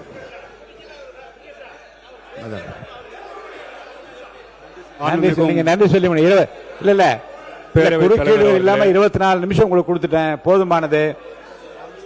நான் நன்றி சொல்லி முடிங்க. மான் உறுப்பினர் டி ராமச்சந்திரன் இருங்க, அவர் இருங்க, ஒரு நிமிஷம் மான் உறுப்பினர் ஆசிரியர் ஒரு நிமிஷம் இருங்க. மான் உறுப்பினர் என்ன மான் உறுப்பினர் ராமச்சந்திரன். தலைவர்களே, பரந்தூரில் விமான நிலையம் வேண்டாம் என்பதால் எங்களுடைய நிலைப்பாடு. தொடர்ந்து எங்களுடைய விவசாய சங்கம் 3 போகம் நெல் விளைகின்ற அந்த பகுதியில் விமான நிலையம் தேவையில்லை என்று பல்வேறு போராட்டங்கள் நடத்திருக்கோம். நம்முடைய மாண்பு முதலமைச்சர் வந்து நேற்றைக்கு அறிவித்த அந்த அறிவிப்பை இந்திய கம்யூனிஸ்ட் கட்சியின் சார்பாக வரவேற்கிறேன். அதே நேரத்தில் தொழில் வளர்ச்சி தேவை, அதற்காக அரசுடைய தரிசு நிலங்கள் ஏராளமாக இருக்கிறது. அந்த பகுதியில் விமான நிலையம் அமைக்க வேண்டும் என்பதால் எங்களுடைய நிலைப்பாடு. முதலமைச்சருடைய அறிவிப்புக்கு இந்திய கம்யூனிஸ்ட் கட்சியின் சார்பாக நெஞ்சார்ந்த நன்றிகளை தெரிவித்துக் கொள்கிறேன். அவர்கள் மானிய கோரிக்கை மீது உள்ள விவாதங்கள் திசை திரும்பி போகுது. மாண்புமிகு சபாநாயகர் அவர்களே, அதாவது இந்த சப்ஜெக்ட் என்பது நேற்றைக்கு முதல்வர் அறிவிச்சாங்க. நம்ம எல்லாரும் சந்தோஷப்பட்டு போறோம். இன்னைக்கு மானிய கோரிக்கை மீது விவாதம் நடந்துட்டு இருக்கு. இந்த சப்ஜெக்ட் வந்தவரை குறைந்தபட்சம் கவன ஈர்ப்பு தீர்மானம் கொண்டு வந்துக்கலாம். இந்த சப்ஜெக்ட் மேல பேச இதை பற்றி உங்க கருத்தை சொல்லுங்க. நீங்க இந்த பரந்தூர் விமான தீர்மானத்தை பத்தி உங்களுடைய கருத்தை சொல்லுங்க. நேற்றைக்கு மாண்புமிகு முதலமைச்சர் அறிவிச்சிருக்காங்க. நாம் எல்லாரும் முடிவா மாத்திரம் அதை நம்ம எல்லாரும் பாராட்டுறோம். அவர் ஒரு மாற்று இடத்தை என்பது விவசாயிகளையும் மக்களையும் என்பது பாதிக்கப்படக்கூடிய இடத்துல என்பது விமான நிலையம் தேவையில்லை என்பதுதான் மார்க்சிஸ்ட் கம்யூனிஸ்ட் கட்சியுடைய கருத்து. வேறொரு இடம் சூஸ் பண்ண சொல்லியிருக்காங்க. இடம் சூஸ் பண்ணிட்டோம், அது விவசாயிகளை பாதிக்காத ஒரு இடத்தை பார்த்து அவங்க தேர்வு செய்யட்டும். அப்போ நம்ம இந்த டைமை பேசிக்கலாம். ஏன் டைமை என்பது வீணாக்குறோம்? இதுதான் என்னுடைய கருத்து. மாண்புமிகு கணேஷ்குமார் பேசிட்டோம், அப்புறம் நீங்க பேசணும். உட்காருங்க. மாண்புமிகு பேரவைத் தலைவர் அவர்களே, பரந்தூர் விமான நிலையம் கைவிடப்பட்டது அரசனுடைய கொள்கை முடிவு. அதை நாங்கள் விவாதத்திற்குள்ளாக்குவது என்பது எங்களுடைய விருப்பம் அல்ல. ஆனால் தமிழ்நாட்டிற்கு கூடுதல் விமான நிலையம் அவசியம். அவ்வளவுதான், கூடுதல் விமான நிலையம் அவசியம். அதே நேரத்தில் மாண்புமிகு அமைச்சர் அவர்கள் சொல்லும்போது அதனால் கையகப்படுத்தப்பட்ட நிலத்தை வேற பயன்பாட்டிற்கு பயன்படுத்தலான்னாரு. அது சட்டத்தில் அதுக்கு இடம் இல்லை. எந்ததுக்காக கையகப்படுத்தியிருக்கிறோமோ அதற்காக தான் அந்த நிலத்தை பயன்படுத்த வேண்டும். இல்லை என்று சொன்னால் அதை விவசாயிகளுக்கு திரும்பி கொடுக்கணும். அது அரசு அது குறித்து என்ன கொள்கை முடிவு எடுத்திருக்கிறது என்பதை தெரிவிக்க வேண்டும். இன்னொரு விமான நிலையம் இல்லாமல் 1.3 ட்ரில்லியன் எக்கானமியை நம்ம எட்டுவது சாத்தியம் இல்லை என்பதை பாட்டாளி மக்கள் கட்சியின் கருத்தாக தெரிவித்து அமர்கிறேன். தொழில்துறை அமைச்சர், ஒரு இடத்த எடுத்தோன்னா அந்த பயன்பாட்டுக்கு தான் யூஸ் பண்ணணும்னு மாண்புமிகு உறுப்பினர் அவர் சொல்லியிருந்தாங்க.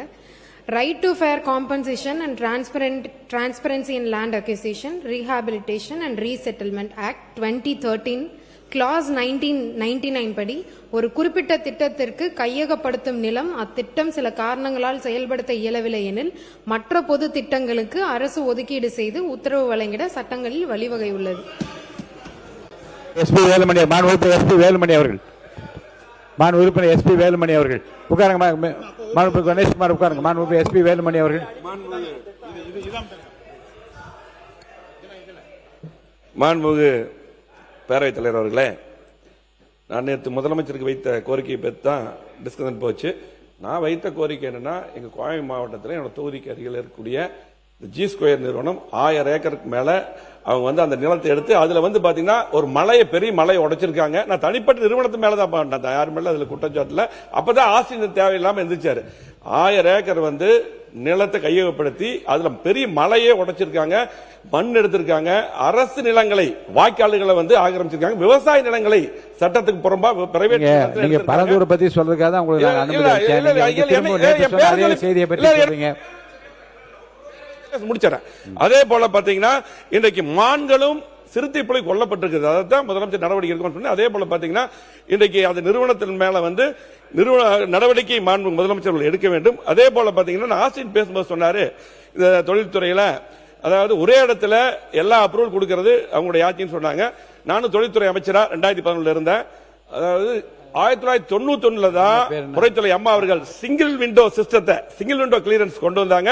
அதுல பாத்தீங்கன்னா இன்றைக்கு எல்லா டிபார்ட்மெண்ட் பாத்தீங்கன்னா வருவாய்த்துறை, மின்சாரத்துறை, அதே போல பாத்தீங்கன்னா ட்வாடு நகராட்சித்துறை, அது சுற்றுச்சூழல் துறை, எல்லா துறையும் ஒருங்கிணைந்து உடனடியாக அப்ரூவல் கொடுத்தங்காட்டி தான் ஹுண்டாய் போன்ற பெரிய பெரிய நிறுவனங்கள்லாம் வர்றதுக்கு புரைத்துறை அம்மா அவர்கள் தான் காரணம் என்பதை தெரிவித்துக் கொள்கிறேன். மாண்பு உறுப்பினர் தாரகை கத்பட் அவர்கள். மாண்புமிகு பேரவைத் தலைவர் அவர்களே, பரந்தூர் விமான நிலைய திட்டத்தை ரத்து செய்தமைக்காக விவசாயிகள் சார்பாக நன்றியை தெரிவித்துக் கொண்டு காங்கிரஸ் கட்சி சார்பாகவும் நாங்களும் நன்றியை தெரிவித்துக் கொள்கிறோம். சுற்றுச்சூழல் நாசம் செய்து நீர்நிலைகளை அழித்து விவசாயிகளின் வாழ்வாதாரத்தை பாதிக்கக்கூடிய இந்த திட்டத்தை கைவிட்டது மிக சரியான ஒரு செயலாகும். இதை காங்கிரஸ் கட்சி வரவேற்கிறது. அதே போன்று எங்களுக்கு ஒரு சின்ன ஒரு இது இருக்கு, லேண்ட் அக்வயர் பண்ணியவங்களுக்கு அந்த லேண்டை வந்துட்டு திரும்ப கொடுப்பார்களா என்பதையும் நாங்கள் அறிய விரும்புகிறோம். அதே போன்று ஒண்ணு சார், இந்த தொழில் வளர்ச்சியை தக்க வைக்க நம்ம எப்படின்னா எப்படியுமே நமக்கு வந்துட்டு எக்ஸ்பான்ஷன் தேவை இருக்கு. நமக்கு சென்னை விமான நிலையத்தை எக்ஸ்பேண்ட் பண்றதுக்கு உடனடியாக அரசு நடவடிக்கை எடுக்குமா என்பதையும் இதன் வாயிலாக போஜராஜன் அவர்கள்.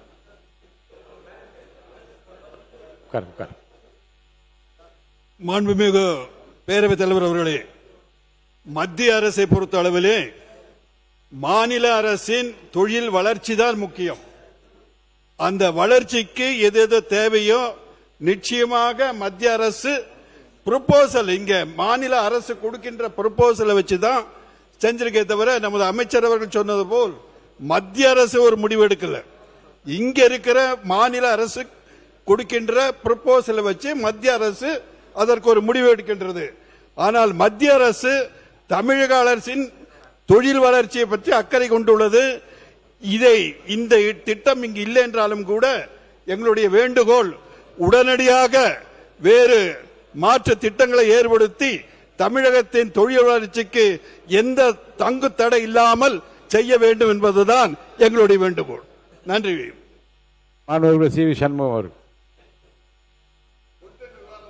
மாண்புமிகு பேரவைத் தலைவர் அவர்களே, இன்றைக்கு தொழில்துறை மானியம் நடைபெற்றுக் கொண்டிருக்கிறது. நாட்டிலே படித்துவிட்டு இளைஞர்கள், லட்சக்கணக்கான இளைஞர்கள் வேலைவாய்ப்பு இல்லாமல் இருக்கிறார்கள். அரசாங்கத்திலே அவர்களுக்கு வேலைவாய்ப்பு இல்லை, வேலைவாய்ப்பு எடுக்கப்படுவதில்லை. வேலைவாய்ப்பு வர வேண்டும் என்றால் தொழிற்சாலைகள் வர வேண்டும். அந்த தொழிற்சாலைகள் வர வேண்டும் என்றால் தமிழ்நாட்டினுடைய கட்டமைப்புகள், உள்கட்டமைப்பு, சாலைகள் மற்றும் அனைத்து ஏர்போர்ட், இப்படிப்பட்ட அனைத்து வசதிகளும் வர வேண்டும். ஆனால் ஆளுங்கட்சியா இருக்கின்ற போது ஒரு நிலைப்பாடு, எதிர்கட்சியா இருக்கின்ற போது ஒரு நிலைப்பாடு, நான் யாரையும் குற்றம் சாட்டல, ஒரு நிலைப்பாடு இந்த தமிழகத்தில் நடைபெற்றுக் கொண்டிருக்கிறது. கடந்த ஒரு 10 ஆண்டு காலமாக தமிழகத்தில் எந்த விதமான மிகப்பெரிய தொழிற்சாலைகள் வராததற்கு காரணம் இதே எங்களுடைய அம்மாவுடைய ஆட்சி. எடப்பாடியார் இருக்கிற போது சென்னை டு சேலம் 8 வழிச்சாலை 10,000 கோடியிலே மத்திய அரசாங்கம் அறிவித்தது. மும்முரமாக இருந்தது. அந்த சாலையை கொண்டு வந்திருந்தால் மிகப்பெரிய தொழிற்சாலைகளில் முன்னேற்றத்திற்கு வழிவகுத்திருக்கும். ஆனால் இன்றைக்கு எதிர்கட்சியாக இருக்கிறவர்கள் அன்றைக்கு எதிர்கட்சியாக இருந்த போது அது விவசாயிகள் பாதிக்கப்படுகிறார்கள், விவசாயிகள் பாதிக்கக்கூடாது, அந்த 8 வழிச்சாலை வரக்கூடாது என்று மிகப்பெரிய போராட்டம் நடத்தி அந்த 8 வழிச்சாலையை கைவிடப்பட்டது.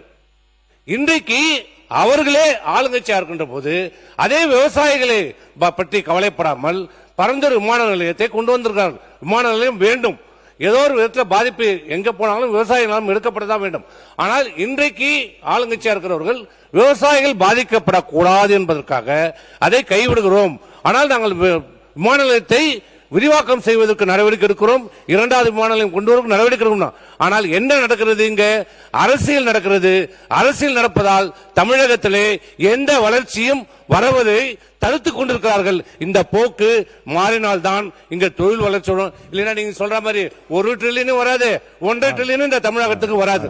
மாண்பு உறுப்பினர் மதார் பதுருதீன் அவர்கள். இல்ல நன்றி சொல்ல மாட்டார், நன்றி சொல்லுங்க பாருங்க. இல்ல பேசியாச்சு, நிறைய நேரம் பேசியாச்சு, போதும். இல்ல அவருடைய நன்றி சொல்ல மாட்டார். உட்காருங்க.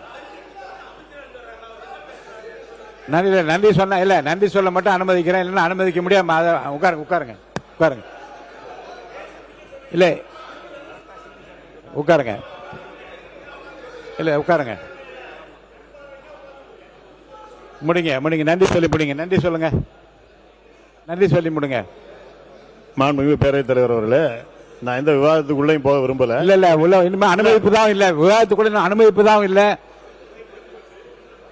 மைன்ஸ்ல ஒரே ஒரு கேள்வி மட்டும் நான் கேட்டு முடிச்சிருங்க. ஆமா, விதியை 55 உங்கள்கிட்ட கொடுத்துருக்கிறேன். ஏன்னா சுரங்கத்துறை சுரங்கத்தை தோண்ட வந்துகிட்டே தான் இருக்கும். அதனால அதுக்குள்ள நான் போக விரும்பல.